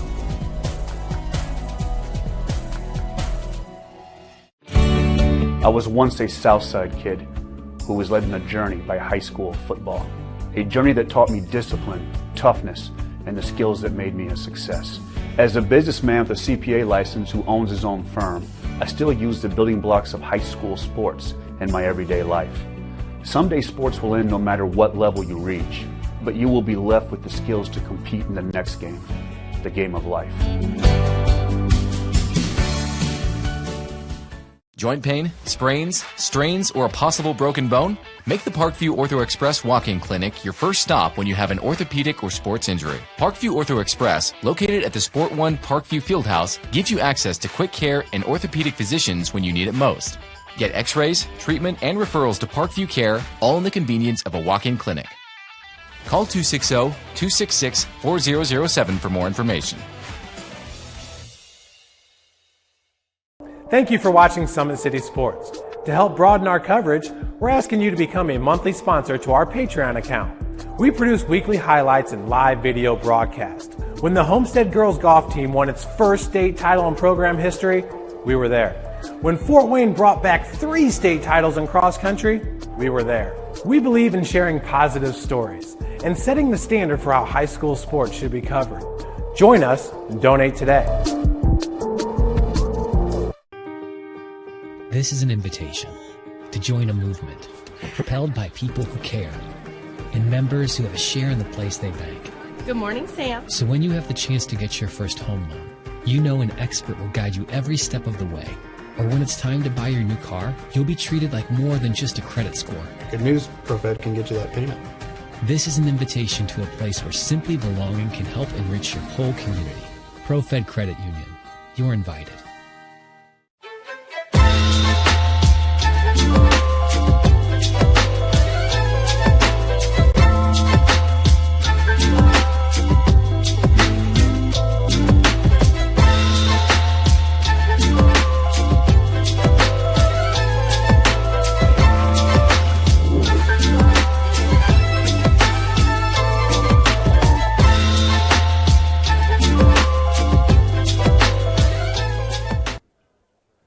We are at halftime here at Oak Hill High School in Converse, Indiana. A 7-0 lead for Concordia at the break. Well, when we heard most recently, Marion was leading Southside 14-6. That's over in Marion, not too far from where we are. Our good buddy Ryan Dellinger has the call for that one. A little shout out to Ryan. I worked with him and Dave Peterson last year in Marion as the Giants took on Wayne. Giants ended up winning that one. Here it is Concordia, who is currently winning 7-0. We'll talk more about what has transpired in this game in just a moment, but first a word from some of our sponsors.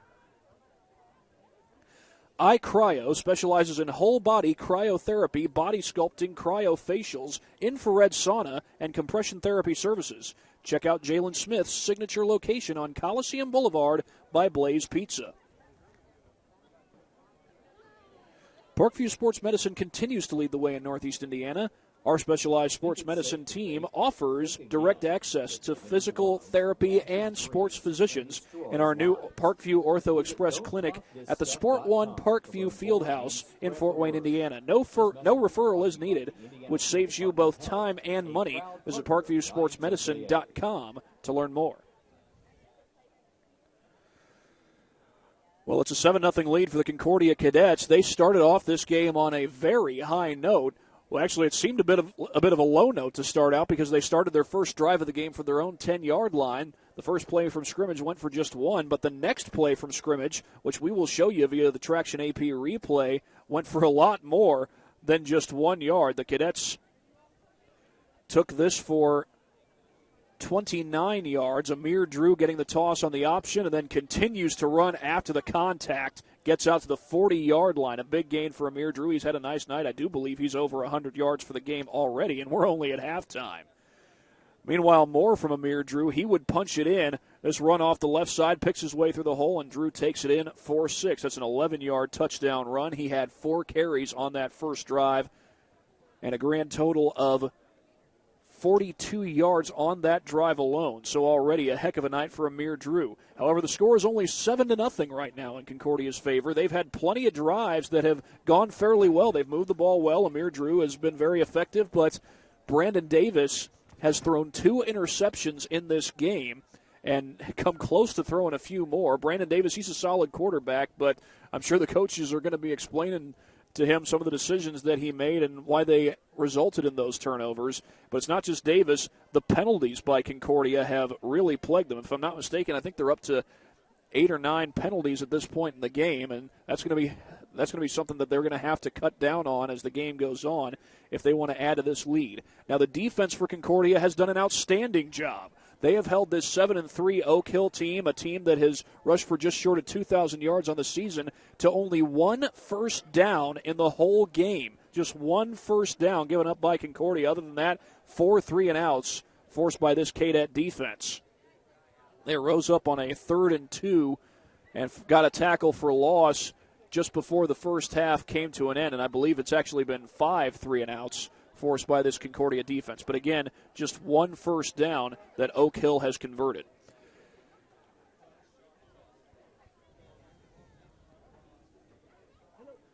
At Parkview Sports Medicine, it is game on. We serve every level of athlete with our integrated sports medicine team, including the region's only specialized athletic rehab facility. Learn more about our services by logging on to parkviewsportsmedicine.com. Concordia still with that 7-0 lead. We will be back in just a matter of moments. We are at halftime here on SummitCitySports.com. About the place that it put us, and the quarantine hit, and we knew we had guys that were going to work hard at home, but just the idea that we could get a lot of them together working hard at a location with people that know what they're doing was really beneficial. And I think that training did a great job for those guys to kind of get the ball rolling for them, and they came back in the end of June, early July, and it's like they hadn't missed a beat. They were flexible, they were fast, and ready to lift and run and start playing football, so it was a huge benefit for us. To gain an edge on your competition, it starts with a free one-on-one performance assessment. Call 260-266-4007.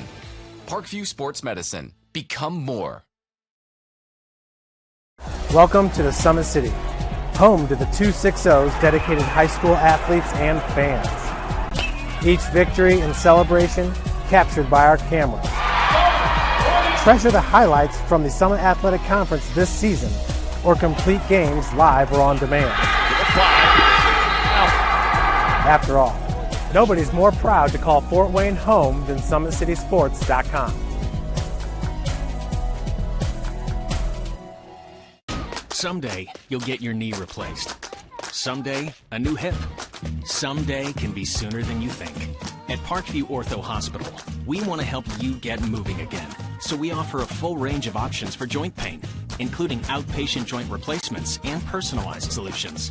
It's time to reclaim your life at Parkview Ortho Hospital, because someday is today. Learn more at parkview.com/ortho. Parkview, we believe in. And stop knocking on wood.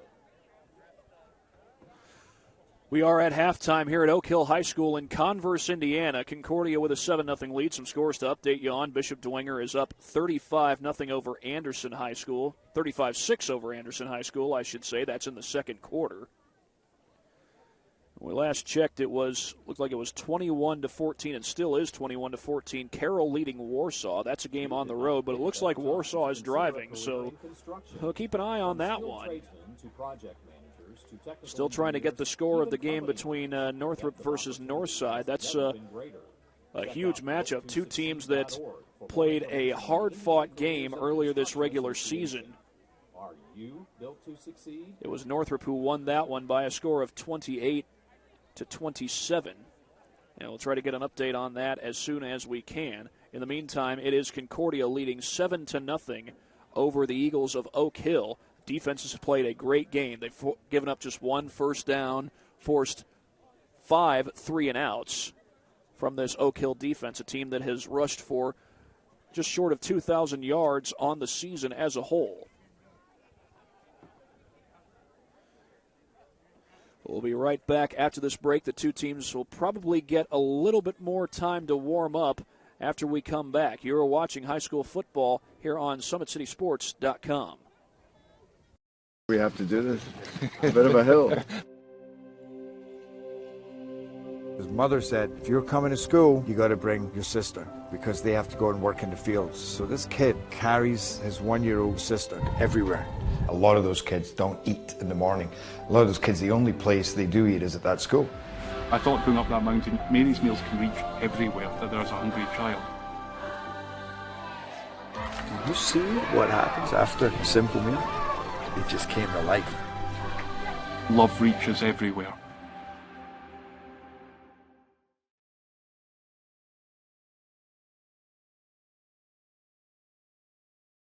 Parkview Sports Medicine's integrated sports medicine team is built to serve the needs of all athletes in all sports. Our team's only goal is to improve athletes in every facet. PSM offers performance training to help athletes get better on the field, dedicated athletic rehabilitation and physical therapy to help them get better off of it, certified athletic trainers in our PSM schools providing daily support to our athletes, and a specialized orthopedic walking clinic when injury strikes. Call 260-266-4007 to speak to our care navigators or visit ParkviewSportsMedicine.com to learn more about what we can do to improve athletes at all levels. Parkview Sports Medicine. Become more.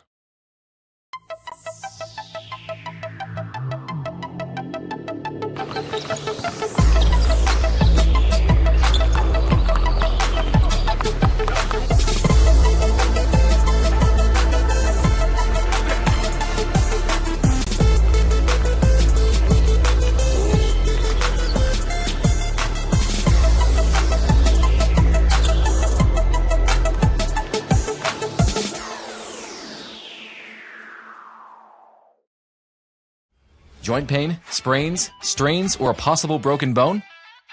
Make the Parkview Ortho Express Walk-In Clinic your first stop when you have an orthopedic or sports injury. Call 260-266-4007 for more information. Welcome to the Summit City, home to the 260's dedicated high school athletes and fans. Each victory and celebration captured by our cameras. Treasure the highlights from the Summit Athletic Conference this season, or complete games live or on demand. After all, nobody's more proud to call Fort Wayne home than SummitCitySports.com.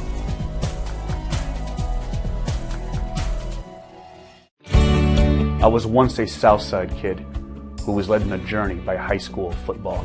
A journey that taught me discipline, toughness, and the skills that made me a success. As a businessman with a CPA license who owns his own firm, I still use the building blocks of high school sports in my everyday life. Someday sports will end no matter what level you reach, but you will be left with the skills to compete in the next game, the game of life. Joint pain, sprains, strains, or a possible broken bone? Make the Parkview Ortho Express Walk-In Clinic your first stop when you have an orthopedic or sports injury. Parkview Ortho Express, located at the Sport One Parkview Fieldhouse, gives you access to quick care and orthopedic physicians when you need it most. Get x-rays, treatment, and referrals to Parkview Care, all in the convenience of a walk-in clinic. Call 260-266-4007 for more information. Thank you for watching Summit City Sports. To help broaden our coverage, we're asking you to become a monthly sponsor to our Patreon account. We produce weekly highlights and live video broadcasts. When the Homestead Girls Golf Team won its first state title in program history, we were there. When Fort Wayne brought back 3 state titles in cross country, we were there. We believe in sharing positive stories and setting the standard for how high school sports should be covered. Join us and donate today. This is an invitation to join a movement propelled by people who care and members who have a share in the place they bank. Good morning, Sam. So when you have the chance to get your first home loan, you know an expert will guide you every step of the way. or when it's time to buy your new car, you'll be treated like more than just a credit score. Good news, ProFed can get you that payment. This is an invitation to a place where simply belonging can help enrich your whole community. ProFed Credit Union. You're invited.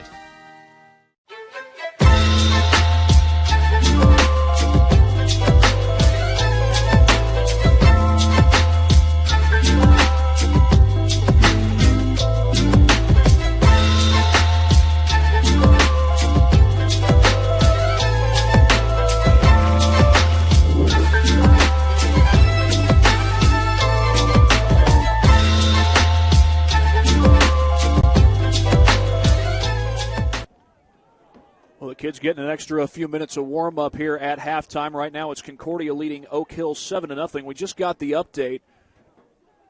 Norwell leading Mahoney 35-0. I believe they are at halftime. The winner of that game plays the winner of this game in next week's sectional championship game. Right now it is Concordia leading 7-0 over Oak Hill. It is Oak Hill who will get the ball to start this second half. They've only picked up one first down, but again, this is a team that has run the ball for just short of 2,000 yards on the season, so don't close the books on Oak Hill just yet. Back in just a moment here on SummitCitySports.com.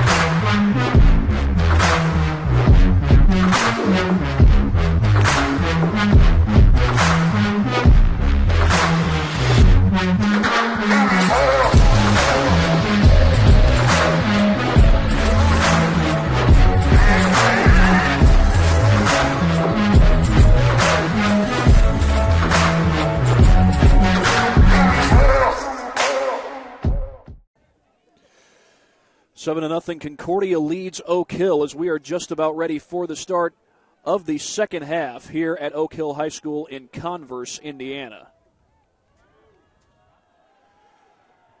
We are about halfway between Fort Wayne and Indianapolis, maybe a little beyond the halfway point. Actually, I think Marion is technically the halfway point between those two cities, and that's where our good buddy Ryan Dellinger is calling Southside's game against the Marion Giants. Southside knocked off New Haven, a big win last week against one of the better teams from the Northeast 8 Conference. As the second half is now underway, that is fielded immediately on the return and brought back across the 30. Still on his feet, meanwhile, was the return man trying to get a number on that. Might have been Keon Height on the return, but either way, the Eagles will take over with excellent field position. But can they get the offense going? Just one first down picked up by the Eagles in this game as a whole. But keep in mind, this is a team that rushed for just short of 2,000 yards coming into tonight. Oak Hill defeated Belmont last week 28-0. Concordia, they advanced because Peru had to cancel their game against Concordia a week ago. And Peru had to forfeit the game. A straight handoff to Taranchik, and he goes down after a short gain. Taranchik rushed for over 1,000 yards in the regular season. This time he picks up just 3. Second down and 7 coming up for the Eagles.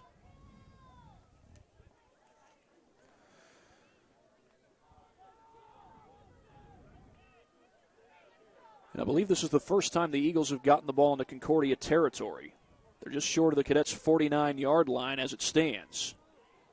The toss to Brian Fox, going to take it wide, turns it upfield, gets it to midfield. Going to be short of the first down, but it's a good gain there on second down and long.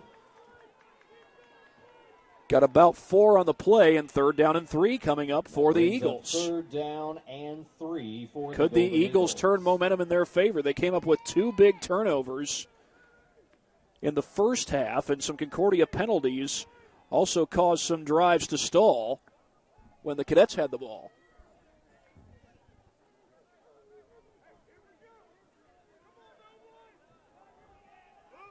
It'll either be a big conversion for the Eagles or another big stop for the Cadets. Taranchik gets the call, and he's dropped behind the line. Gang tackled. James Rusher was one of the many guys for a 2-yard loss, and that brings who up got into that down. backfield for Concordia. That's going to bring up 4th down, and the punt team comes on.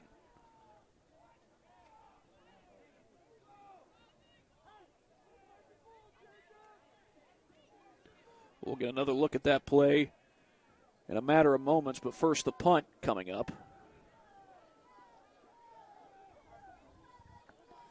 Cam Johnson is back to return, and he is indeed a dangerous return man. But he may just let this one bounce, as he has multiple times tonight, and it will roll dead inside the Concordia 15, marked down to the 13-yard line. At the 13-yard line. There's another look at that last play on the Traction AP replay. Taranchik was just immediately pursued in that backfield by Concordia.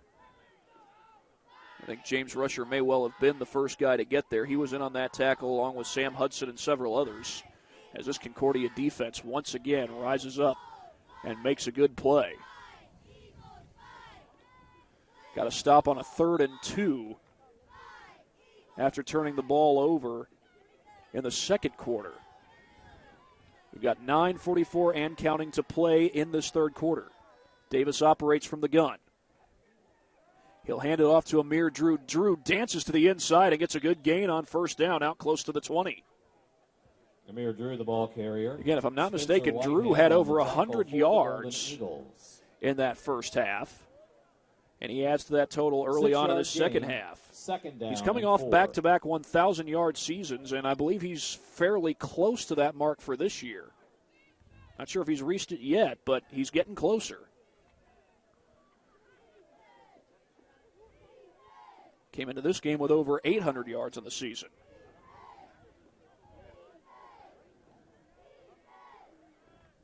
Bit of a high snap, but they get the handoff to Drew. Drew takes it wide, turns it upfield, and out very close to the 25-yard line. That's enough for the 1st down. Drew, the ball carrier. Blake Fox and Spencer Whitehead. Blake Fox with the Oak Hill tackle. and Spencer Whitehead combined to make the tackle for Oak Hill. Takes it up to the 25-yard line for a Cadet 1st down.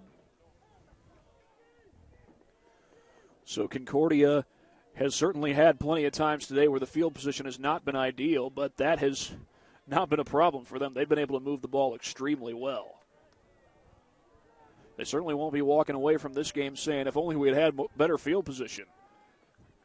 Even when the field position hasn't been so good, they've still been able to move the ball. Here's Drew on the handoff, and this time not much. Tristan Hayes was the first to get to him. He is met at the line of And scrimmage. it's a gain of just a yard on the play, maybe Tristan 2. Hayes. 1-yard gain, 2nd down. And they are going to call it a gain of just a yard.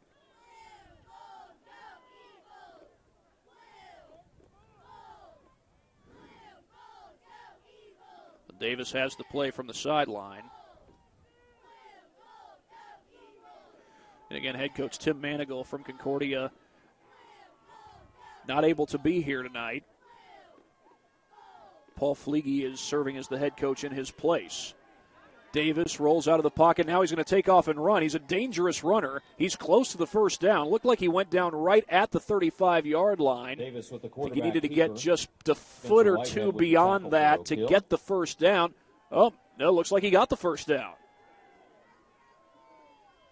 1st and 10 for the Cadets at the 35-yard line.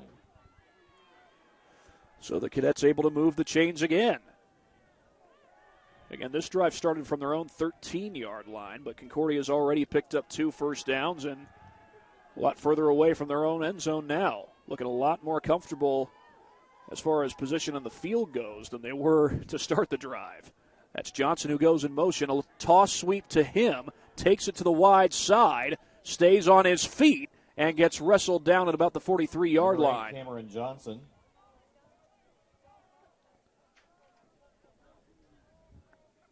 Six-yard gain, 2nd down and 4. It's become a bit of a time-consuming drive. We had over 8 minutes on the clock when this drive started. Now we've got less than 7 minutes. Clock's down close to 6:50. And you like that if you're Concordia. Well, you've got the 7-0 lead, but you're even more happy if you can cap it off with 6 or 7 points added to your score.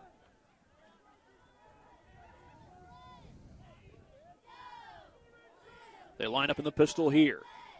The fake to Drew, and Davis is going to keep it all the way. Picks up the first down and more. Davis out of bounds across the 45-yard line. Davis on the quarterback. No hesitation there from Brandon Davis. There is a flag down on the play.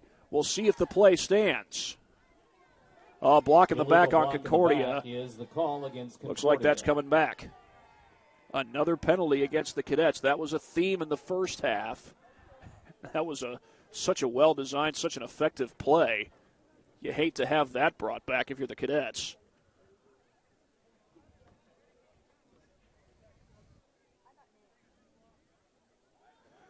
But they will bring it back to the 33-yard line. Makes it second It's down. going to be second down and 13. Clock does stop on the offensive penalty as well. I believe they'll start it on the ready for play. The play clock has already started. And there's Davis back into the huddle. Mentioned these Golden Eagles. They've been winning sectional championships going all the way back to the 70s in 1976. Go all the way back to 1966 when they won their first conference championship. Here's a toss sweep to Johnson off the right side. Pursued well and dropped in the backfield. Kyle Taranchik in on that tackle, along with Keon Height. And now the Cadets continue to go backwards after the penalty. Just one play after the penalty, it's going to be third down and 14. It was a loss of just a yard on the play, but still a long way to go to move the chains.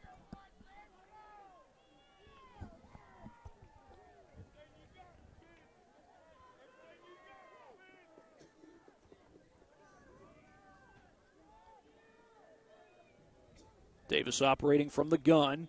Whistles blow this one dead. Davis fires down the sideline. I'm not sure if he heard the whistle. He had Speckard down there in one-on-one. Flag on the play. Dead ball. It's going to be a false start against Concordia. So they'll be backed up another 5 yards. 3rd and 19 coming up. Another good-looking drive that could very well stall unless the Cadets can come up with 19 yards on this one play. That brings up third down and 19.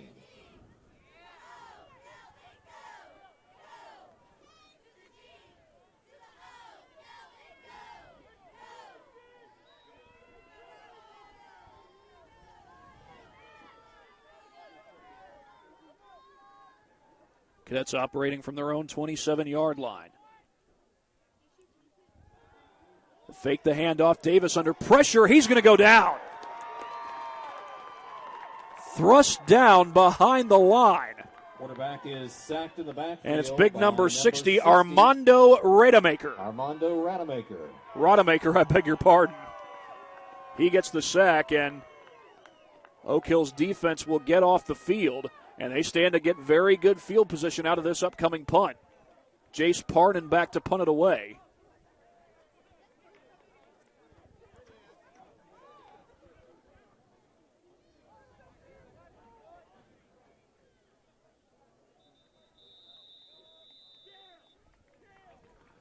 And I believe we had a timeout. Yes, we do have a timeout called by Concordia.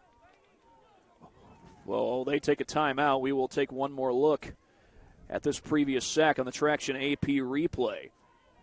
Well, there's been a number of cases where the pocket has collapsed, and Brandon Davis has not had much time to look down the field. Armando Rademacher made sure that he got the sack there. And we've got 4:54 to go on the clock. Concordia with another penalty, another couple of penalties actually, that led to this drive stalling.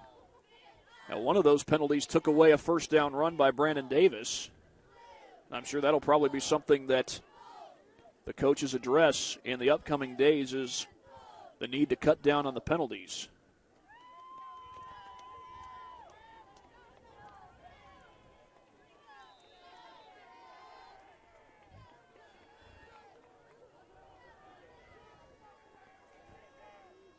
Bit of a high snap. Parnan gets it away along the sideline. That'll stay in play, but it is returnable.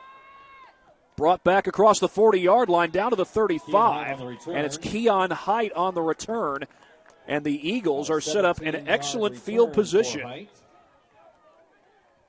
Starting from the Cadets' 35-yard line, the Eagles have struggled to get the ball moving in this game. Only one first down that they've picked up. Oak Hill starts this drive first and but they will have great Cadets' field position 35-yard as they can change their fortunes right here on this drive. You do wonder if they may even send out the field goal unit if they don't get a first down or get to the end zone. McCorkle rolls out of the pocket, looks to throw. Zings one to the sideline, broken up. Xavier Sheehan knocks it away.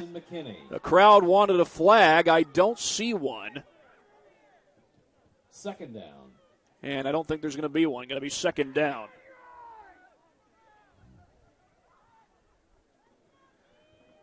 .439 to go in this game.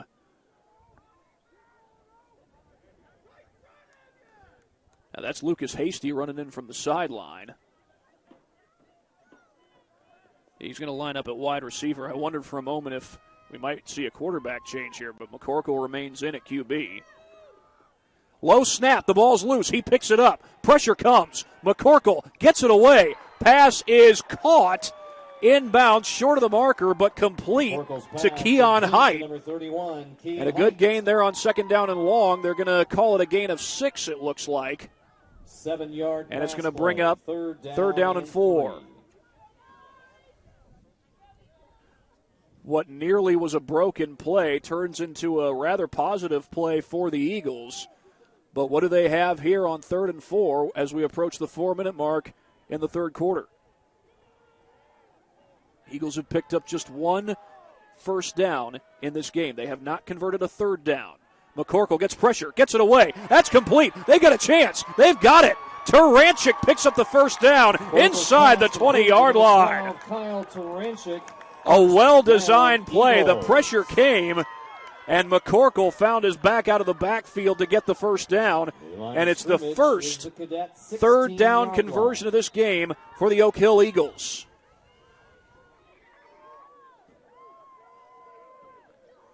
I mentioned it was well-designed. We'll get a quick look at it here. They sneak Turanchik there out of the backfield, and he's able to pick up the first down with a bit of ease. A good bit of ease, I should say. A toss sweep. This is Keon Height. Turns it upfield.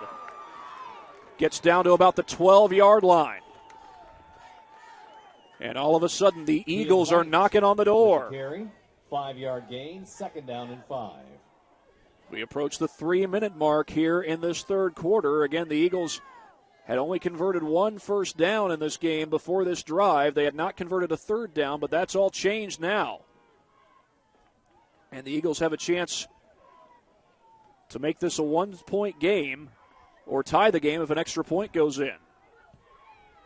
You wonder if they might even try going for 2. Turanchik gets the call off the left side. A little misdirection, broken tackle. Turanchik appears to be close to the first down. Kyle Turanchik. We do have an injured player on the field, and that looks like James Rusher. It is Rusher, but he's up. However, we do have another injured player, Tristan Hayes.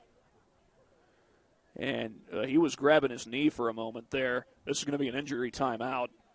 We'll take a break here on SummitCitySports.com. About the place that it put us, and the quarantine hit, and we knew we had guys that were going to work hard at home, but just the idea that we could get a lot of them together working hard at a location with people that know what they're doing was really beneficial. And I think that training did a great job for those guys to kind of get the ball rolling for them, and they came back in the end of June, early July, and it's like they hadn't missed a beat. They were flexible, they were fast, and ready to lift and run and start playing football, so it was a huge benefit for us. To gain an edge on your competition, it starts with a free one-on-one performance assessment. Call 260-266-4007. Parkview Sports Medicine. Become more. Welcome to the Summit City, home to the 260's dedicated high school athletes and fans. Each victory and celebration captured by our cameras. Treasure the highlights from the Summit Athletic Conference this season, or complete games live or on demand. After all, nobody's more proud to call Fort Wayne home than SummitCitySports.com.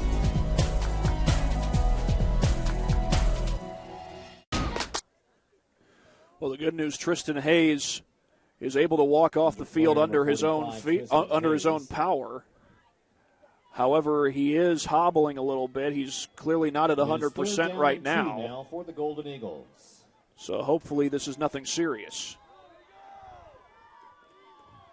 2:32 to go in the third quarter, but the Eagles are knocking on the door. This is 3rd and 2. McCorkle going to sneak for it. He is pushed back and appeared to be short of the line to gain. McCorkle on the quarterback keeper. The Cadets able to clog up that hole and keep McCorkle from getting an easy first down, and they are going to call it no gain, 4th and 2. And it looks like they're keeping the offense on the field here. If they were to try a field goal, it would be a 25-yarder. But it looks like the Eagles will forego the field goal and try to move the chains and improve their chances of getting a touchdown. Or maybe not. They call a timeout. Well, we'll see if they change the decision here coming out of the timeout. Back in a moment here on SummitCitySports.com.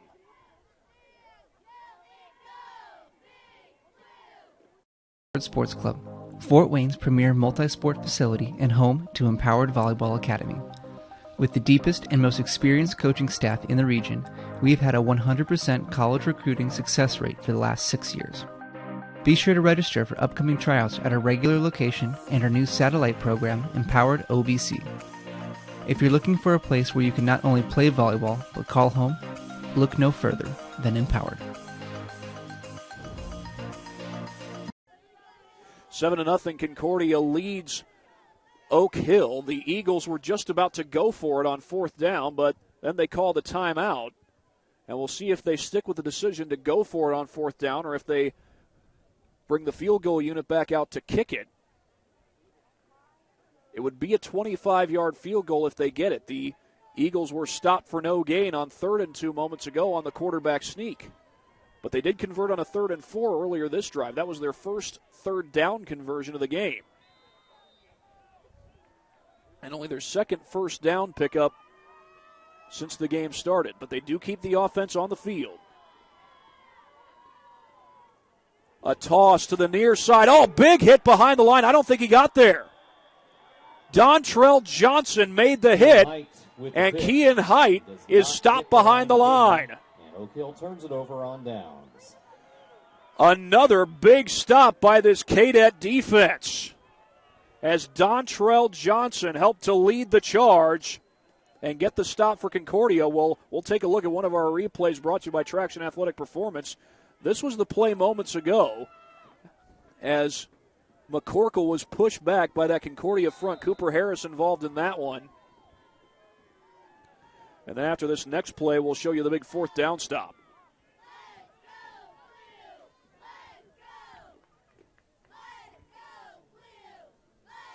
A minute 43 to go, and Concordia again forced to start deep in their own territory. This time, looks like at their own 10-yard line. They had checked that, their own 7-yard line, I beg your pardon.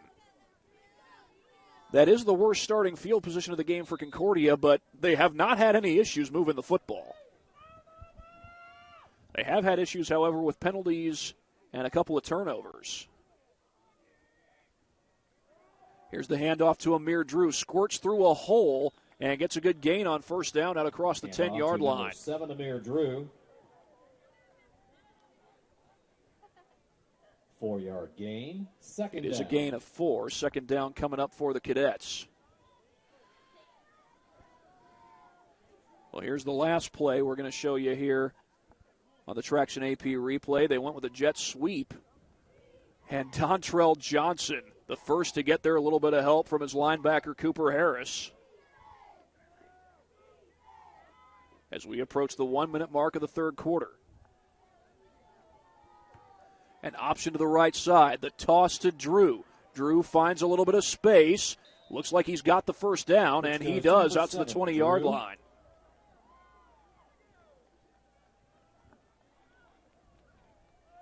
So Concordia is able to get out of the shadow of their own end zone. For Concordia. Well, a little bit of good news here. Tristan Hayes is walking largely under his own power, but looks like he's walking right beside the trainer toward the locker room. That's the bad news. So his night may very well be done.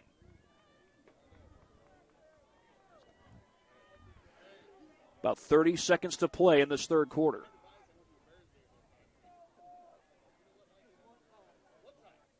The handoff to Drew. A little stretch play. Drew breaks a shoestring tackle, rides a defender out across the 30. Drew, the ball carrier. And it looks like another first down for the Cadets, and it is indeed. 11-yard carry. He gets 11, 19.2 to go as Drew continues to churn up a bunch of yardage. And Concordia won't even need to snap the ball here. Clock starts running. Play clock's at 18. The game clock is now at 10. So, again, Concordia won't need to snap the ball, and it looks like they're not going to. Going to take it to the fourth quarter with a 7-0 lead. The defense gets a big fourth down stop. That is the end of the third quarter. Two key plays made by the Cadets on third down and fourth down. And we'll go to the fourth quarter when we come back. 7-0 Concordia on SummitCitySports.com.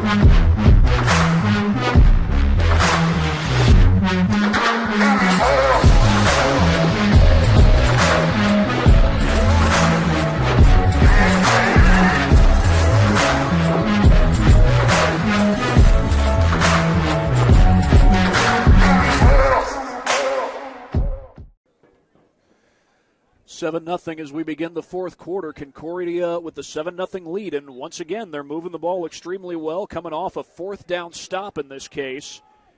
It was Dontrell Johnson and Cooper Harris who combined to make the stop on that 4th and 2.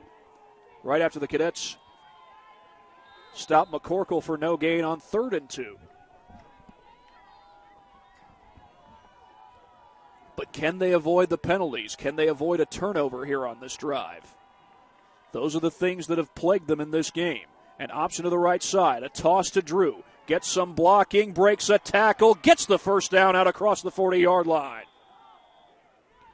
Amir Drew has been a workhorse for the Cadets. If I'm not mistaken, he had over 100 yards in the first half alone. At the 43-yard line. He had a grand total of 42 yards on the Cadets' first drive, a 90-yard drive, a 5-play drive. Drew carried the ball 4 times on that particular drive and capped it off with a touchdown.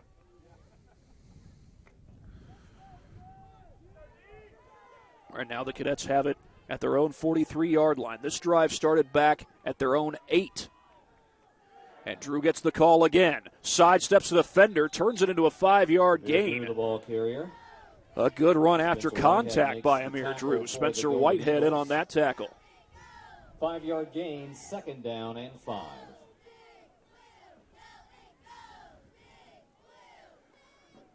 We are now a minute into the fourth quarter as Concordia is trying to move on to play either Norwell or Mahoney. Our last update on that game came at halftime. It was 35-0. Norwell had the lead. Concordia played Mahoney in the second round of last year's sectional playoffs. Went on to beat Peru in the sectional championship game. Here's Drew off the left side. Could not get free. He's short of the first down. It is a good gain. He got 4 on the play, but the Cadets will need one more to move the chains. They do get it into Oak Hill territory. 3rd down and 1.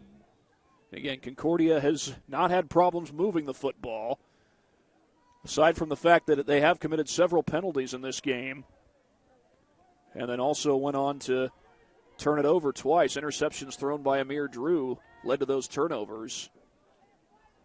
Interceptions thrown by Brandon Davis led to those turnovers. He came close to throwing a few more picks.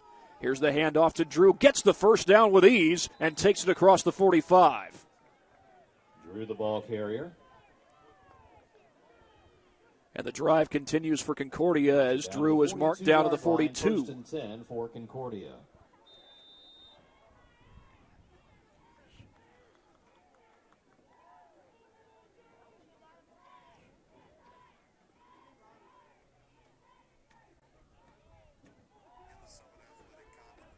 Looks like Marion is now leading Southside 21-6. That's not too far from where we are. I think Marion's about 20 minutes away from here in Converse.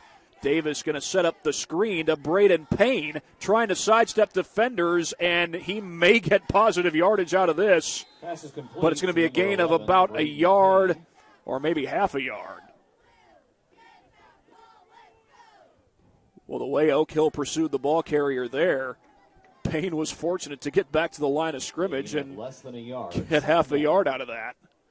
Less than 9 minutes to go here in this fourth quarter as Concordia is no doubt trying to chew up some clock, but also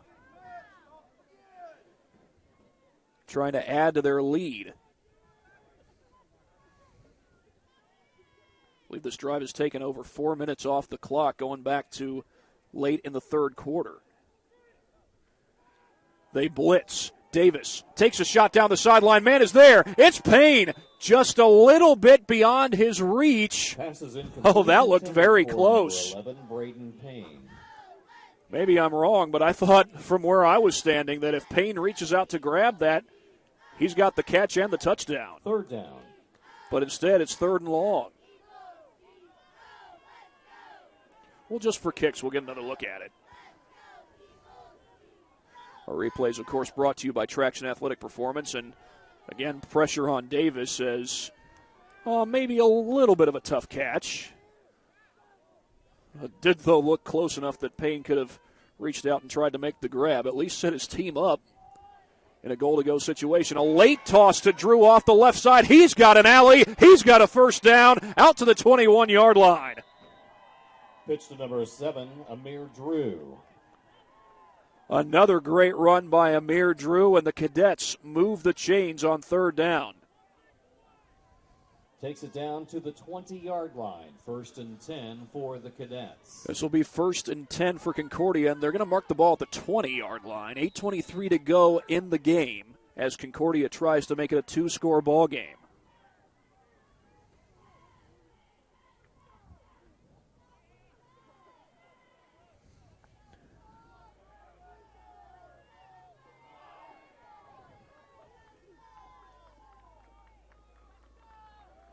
The give to Drew, trying to break free. He does, and he gets the first down. A heck of a run after contact by Drew as they continue to work him hard.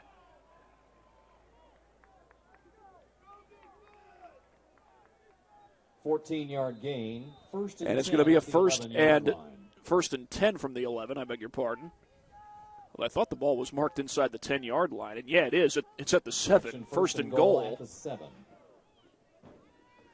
They are running the clock now after the officials reset the chains, as Concordia has chewed plenty of time off the clock. 4.5 minutes off the clock since the quarter started. And it's Drew who gets the call here up the middle, near the goal line. I don't think he got in, and he did not. Amir Drew, the ball carrier. He is stopped just shy of the goal line. Well, if Devin Ford is watching this, he might be thinking, well, that's what I should have done on Saturday in Bloomington. Devin Ford, of course, the running back from Penn State. He's gone down just short of the 1-yard line. Indiana had one timeout left in that game. Indiana, of course, went on to win the game in an overtime thriller. Right now, Concordia leads it by a touchdown. Here's Drew up the middle. He's in. Touchdown. Hand off to Drew. Touchdown, Concordia. And the Cadets add to their lead 13-0 here in Converse.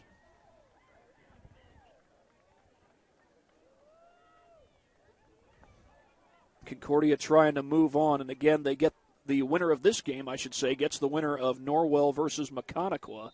Number 91, when we David last heard, Norwell was try. leading. I believe it was 35-0 at halftime. Here's Joe Gutman on for the PAT. And he puts it in. Kick is good.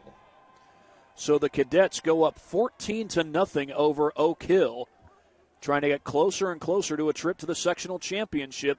They won a sectional championship a year ago down in Peru. We'll be right back after this break here on SummitCitySports.com.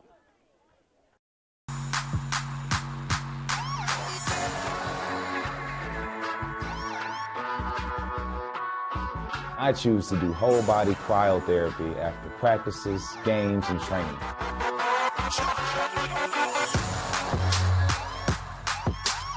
It reduces inflammation in my muscles and allows me to move more agile throughout my profession. I became a believer in iCryo after my severe injury in college at Notre Dame, tore my ACL, and I was looking for ways to recover, ways to get back on the field. So I'm thankful for iCryo.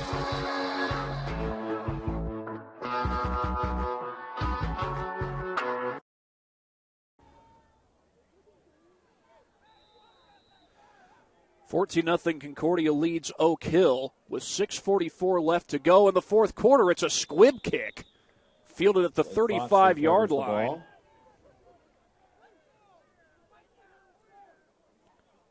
And that is where Oak Hill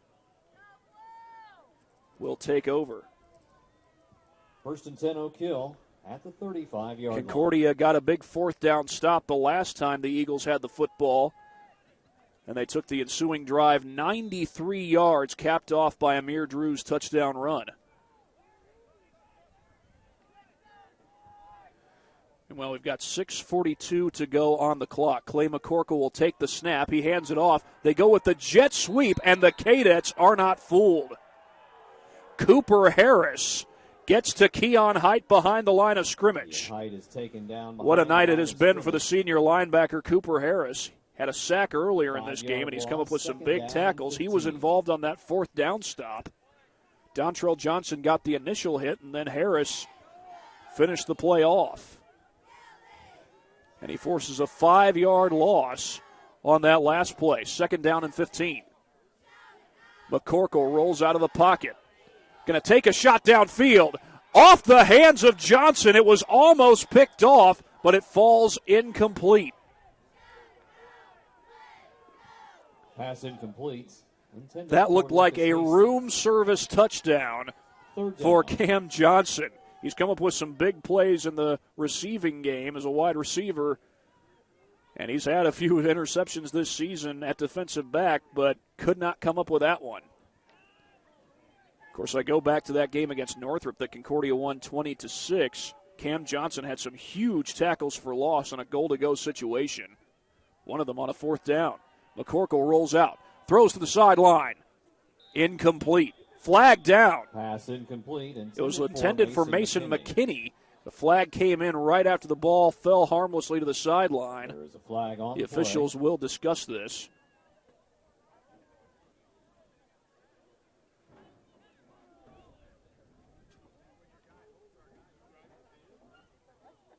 It's going to be pass interference. Pass interference against Concordia. So that will give Oak Hill the first down. Well, I talked about the penalties that Concordia has committed. They've kept the defensive penalties to a minimum. It's the offensive penalties that have plagued them for most of this game. 15-yard penalty and a first down for the Golden Eagles. Ball is now at the 45-yard line.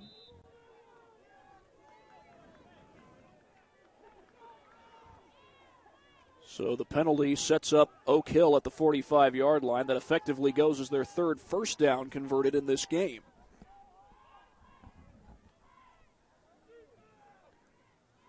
McCorkle looks to throw. Running out of time. Flag is down. He chucks it into the ground. That was a forward pass. A second flag comes in, no doubt for intentional grounding. There was not a single eligible receiver in the area of that pass. And not only that, it landed behind the line of scrimmage.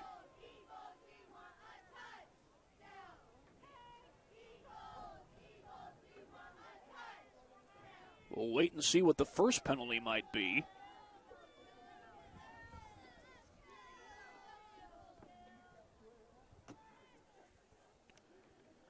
It was Larry Schenfeld who got the pressure.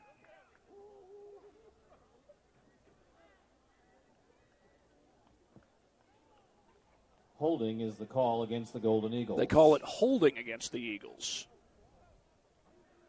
That was the first penalty, and I believe the other one was intentional grounding, but they mark it back from the spot of the foul. And with that, it's going to be first down and looks like 28 yards to go. That's just short of NFL Blitz down in distance. NFL Blitz was a PlayStation game a long time ago. Intercepted! Braden Payne right into his waiting arms. Pass is intercepted by number 11, Braden Payne. And this time the Cadets get the turnover. Braden Payne right back in coverage.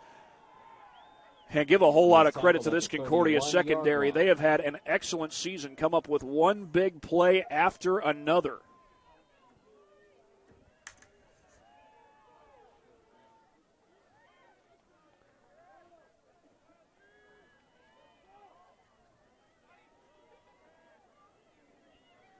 And they set the offense up, with a first down from the 31-yard line.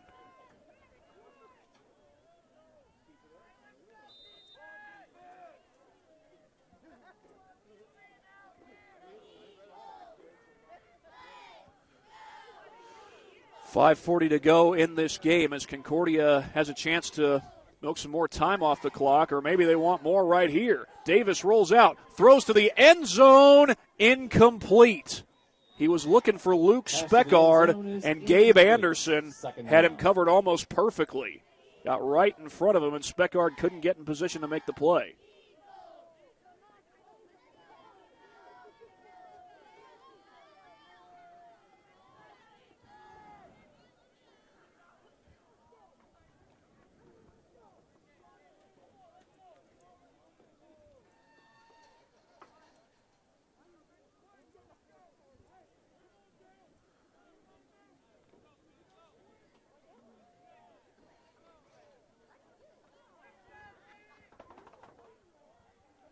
This time they hand it off to Drew. He bounces off a tackler, surges ahead, and gets pushed back a little bit short of the line to gain. Hand off to number 7, Amir Drew. Looks like he got about 8 on that play, and it's going to be third down and 2.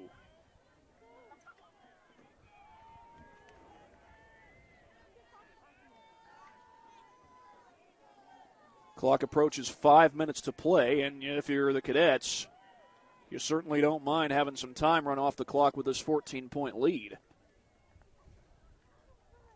As Concordia looks like they're about to punch their ticket to the sectional championship. Meanwhile, another game going on in the SAC. Homestead leads Snyder 21-10. Carroll, looks like that 21-14 score might just be still intact. We'll get an update on that as soon as we can. Still trying to find out what's going on in that Northside-Northrop game. As we have a timeout on the field, Concordia has played a heck of a game, especially on the defensive side of the field.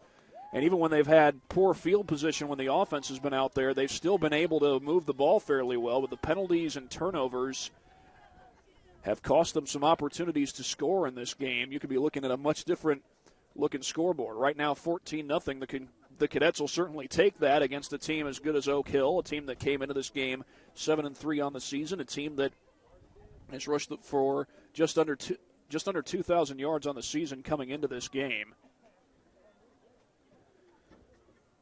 Boast a running back in Kyle Taranchik, who had over 1,000 yards. Blake Fox has rushed for over 500 yards, so they've got a couple of solid runners. This Golden Eagles team does.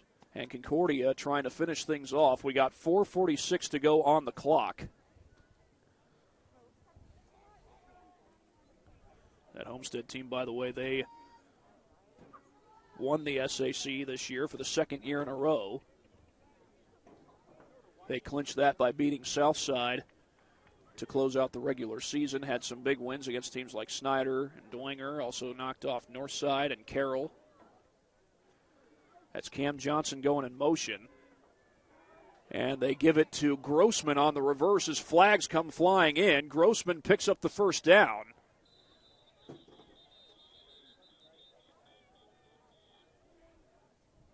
Grossman, the ball carrier. I thought I saw flags come in. The officials flag on the play are now discussing, yes, there were flags on the play. It's going to be a legal formation against the Concordia. Cadets.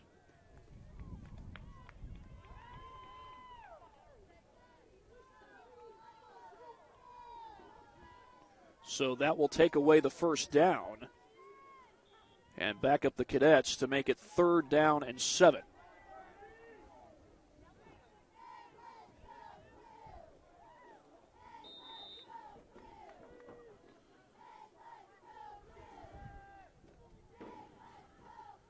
Looks like it's now 21-14, Marion leading Southside.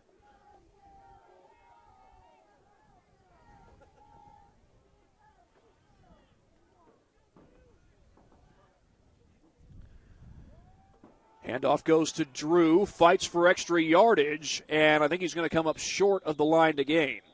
Number 20, Max Gleave on the handoff. Check that. It was Max Gleave who got the handoff. And Drew was getting a breather. He comes back out onto the field. We'll see if they give it to him on a 4th down play. Timeout called by the Golden Eagles. Got a timeout, meanwhile, called by the Eagles.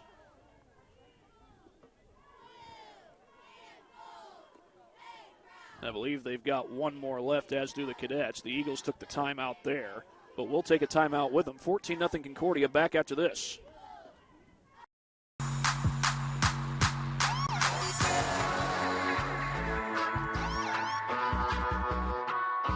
I choose to do whole body cryotherapy after practices, games, and training.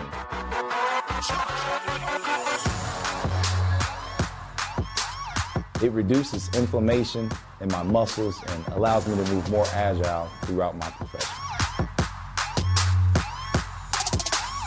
I became a believer in iCryo after my severe injury in college at Notre Dame, tore my ACL, and I was looking for ways to recover, ways to get back on the field. So I'm thankful for iCryo.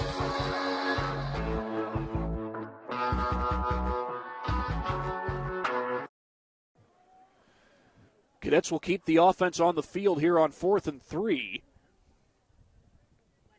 They do have Amir Drew back out there after he got the last play off. He'll get the call here and get the first down. Number 7, Perhaps a little Amir punctuation Drew, there as first down we now carry. have 4:01 to go. Amir Drew having a solid night. And he picks up another, I think, 6, maybe 7 yards on the play. 16-yard line, first and the 10. Cadets can continue to milk some time off this clock.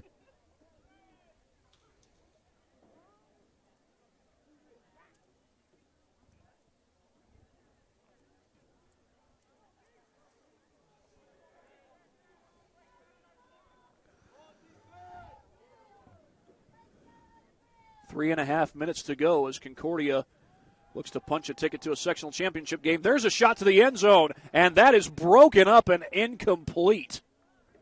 Lucas Hasty knocks it away. Pass is incomplete. Was intended for Cam Johnson. No, check that, Scotty Van Landingham. But he was very well covered by Hasty.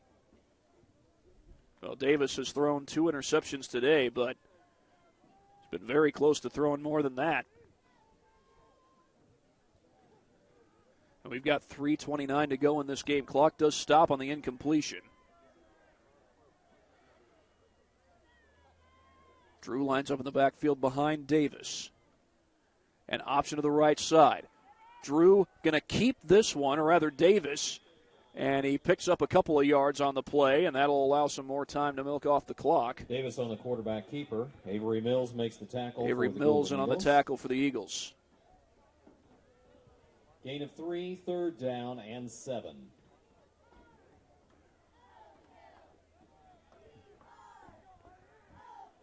This is 3rd down and 7.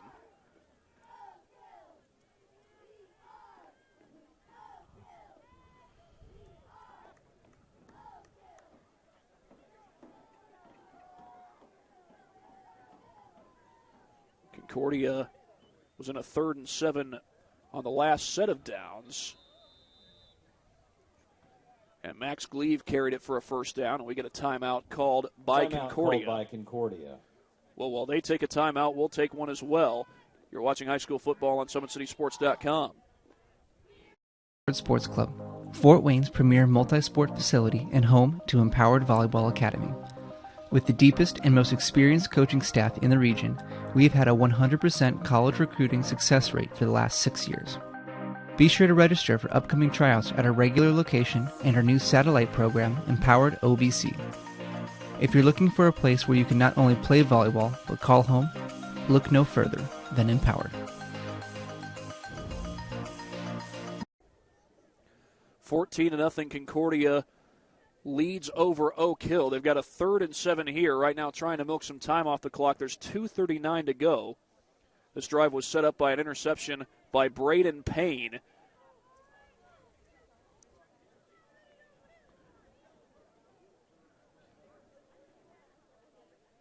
The first turnover forced in this game by Concordia. They converted on a 4th down earlier in this drive as well.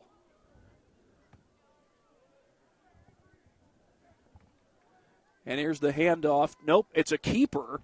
And in there at quarterback is Lance Chandler, a sophomore. And he is brought down for a loss on the play. Keeper. So Lance Chandler in there instead of Brandon Davis. As perhaps Golden Eagles. Paul Fleege trying to get his starters a breather in this one. They've put in a good day's work, a good night's work. Despite the penalties and the turnovers that Concordia has had, they have not turned the ball over since the first half. In the second quarter, when Brandon Davis threw his last interception, he hasn't thrown any interception since. And Concordia has not turned the ball over since then. They have forced a turnover, but in the first half, penalties and turnovers cost them some really good drives. And you can say the same early in this second half about the penalties, that is. But nonetheless, Concordia was able to make the stops defensively when they needed to. Got a big 4th down stop late in the 3rd quarter. And how did the offense respond? They marched the ball 93 yards down the field. The drive that led to an Amir Drew touchdown. And here is Joe Gutman out to attempt the field goal. 91 Gutman with this is a 30-yard field goal attempt for the senior kicker. 2:34 on the clock to make it a 3-score game. The snap is down, the kick is up, and it is good. It is good. Joe Gutman adds to Concordia's lead, 17-0. They go on top in this one. So the drive ends in points. They make it a 3-score game with 2:30 to go on the clock.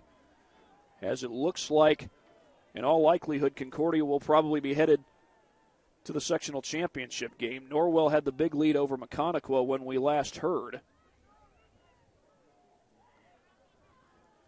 And Concordia, if they win this game, will get the winner of that one.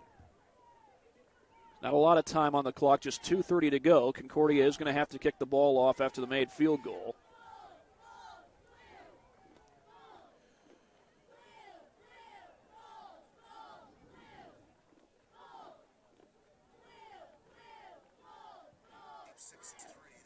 And we do have an update from that Northrop Northside game. Northside leads that one 42-21. They are in the 4th quarter.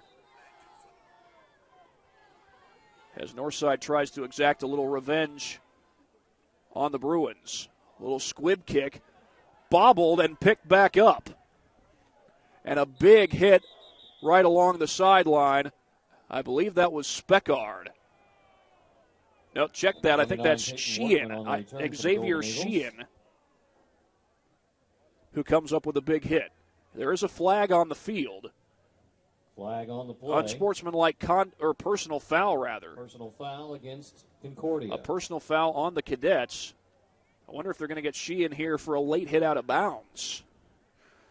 It was right along the sideline. So the officials will talk things over. Well, with a 17-0 lead, you certainly don't want to see your guys committing penalties.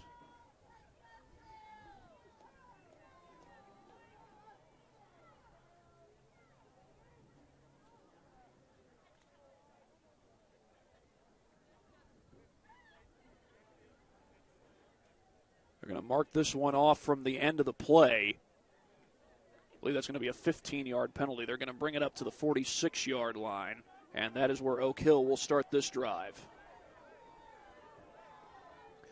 The Eagles were on a 6-game winning streak coming into this game. Concordia, they advanced because of the cancellation of last week's game by Peru. Peru canceled their home game against Concordia, and Peru ended up forfeiting that game, which gave Concordia the win and allowed them to advance. And here's McCorkle looking to throw, goes to the sideline. That's caught.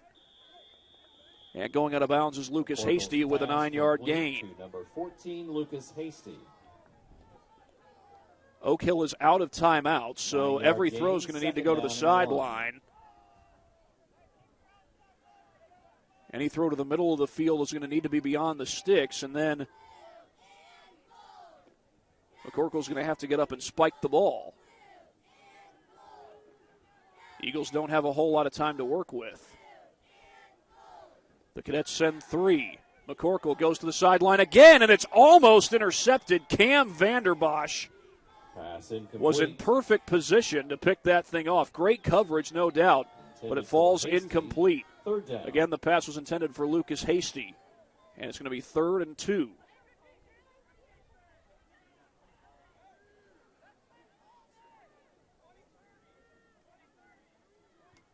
.2:15 on the clock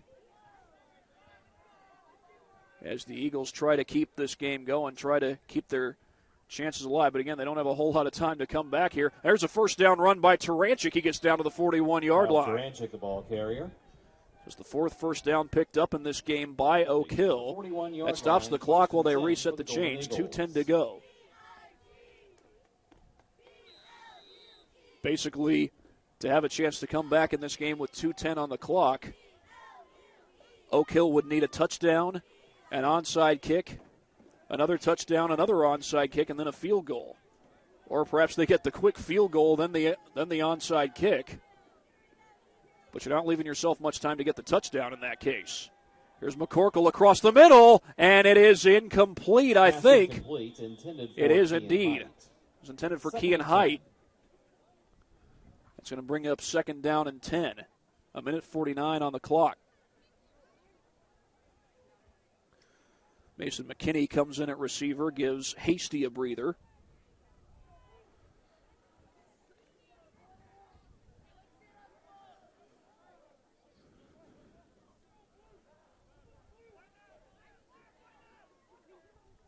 Snap to McCorkle. He throws to the sideline, incomplete. Again, great coverage by Cam Vanderbosch. Is incomplete. I believe that was McKinney who he was covering there. And it's going to bring up 3rd and 10, 1:45 to go.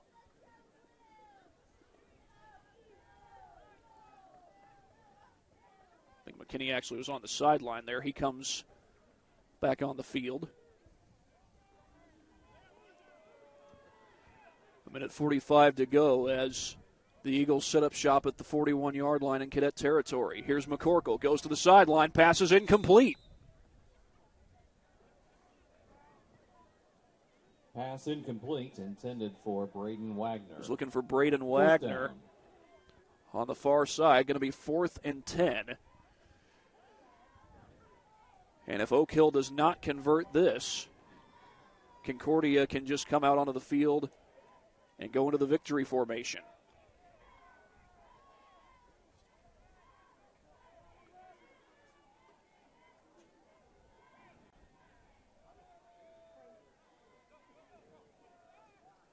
McCorkle looks to the sideline, goes to the sideline, and it's picked off. Running back the other way is Cam Vanderbosch. Punctuation, a pick 6. Pass intercepted by to seal the deal for Concordia. Touchdown, Concordia.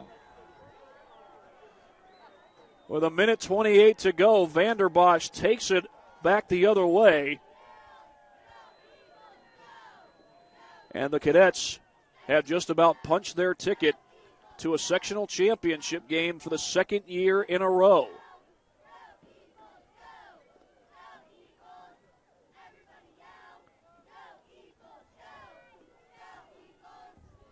We'll get another look at it after this extra point attempt by Joe Gutman.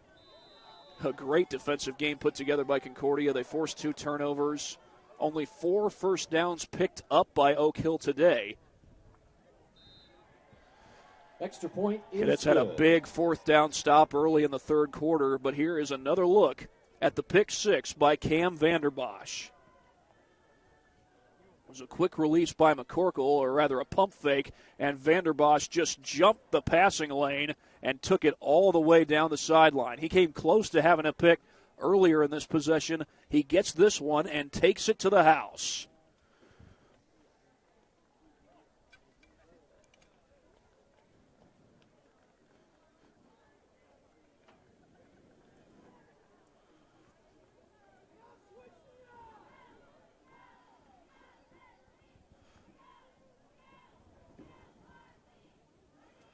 Now the only downside for Concordia is they got to send their defense back out on the field. They can't go into the victory formation just yet.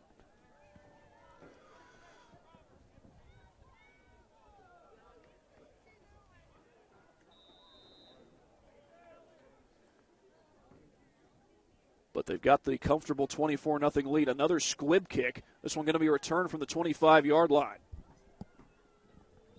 They get it across the 30 to the 33. 1:24 to go.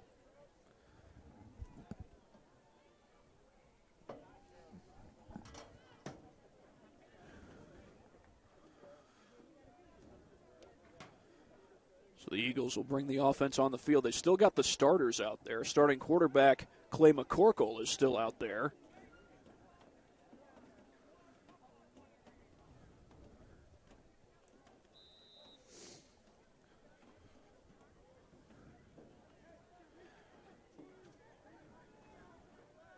He'll go under center with 1:24 to go.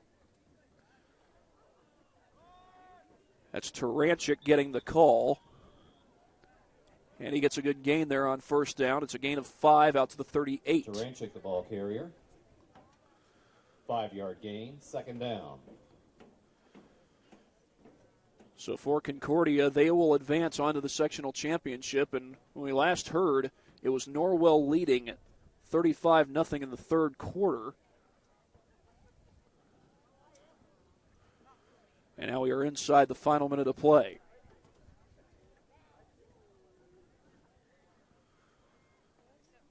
Another handoff. And that was number 20 Austin Lawrence, the sophomore. Getting his first carry of the game, makes it 3rd and 3. Now it's 30 seconds showing on the clock, and the Eagles will have to run one more play here to avoid a delay of game. There's 2 more seconds on the game clock than there are on the play clock. They do get the snap off, and I believe that's Lawrence again on the carry. He gets the first down.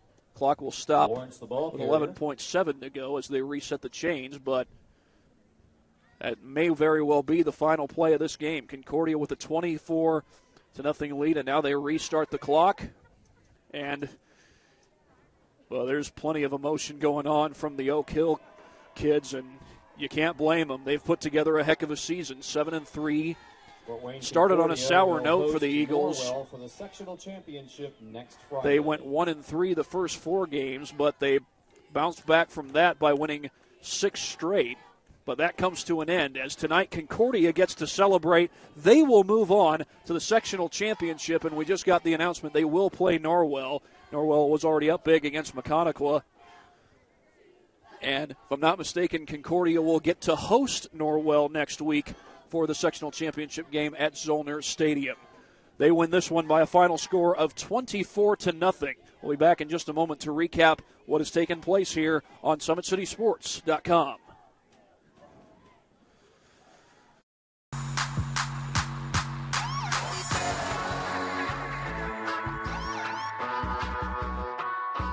I choose to do whole body cryotherapy after practices, games, and training.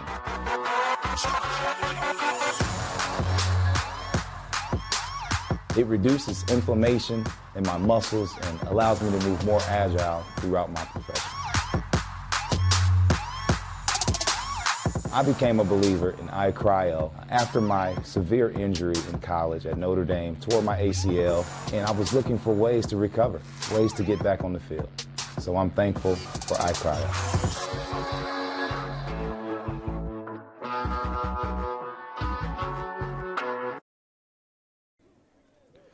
Well, Concordia is your winner tonight. They move on to the Sectional 27 championship game in Class 3A, and they will take on the Norwell Knights.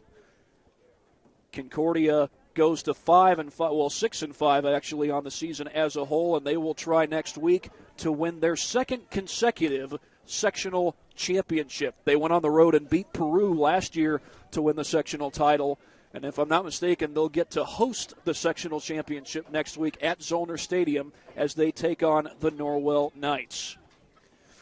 Well, Amir Drew certainly had a fantastic game today. He was a workhorse, and in fact, I would not be surprised if he was close to 200 yards or perhaps over 200 yards. He had over 800 yards on the season coming into this game. I believe he may have eclipsed 1,000 for the season in this game tonight. So he's going to be your Parkview Sports Medicine player of the game as Concordia gets the victory and moves on to the sectional championship game. The offense was plagued by penalties. They turned the ball over twice, and that certainly stalled some good-looking drives.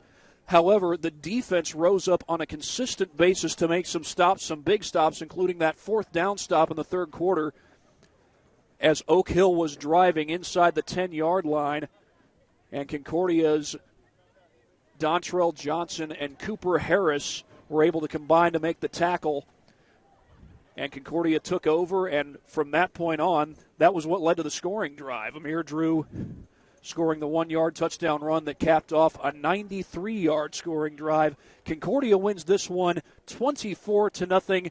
They will go to the sectional 27 championship in Class 3A, and that's going to do it from here at Oak Hill High School in Converse, Indiana.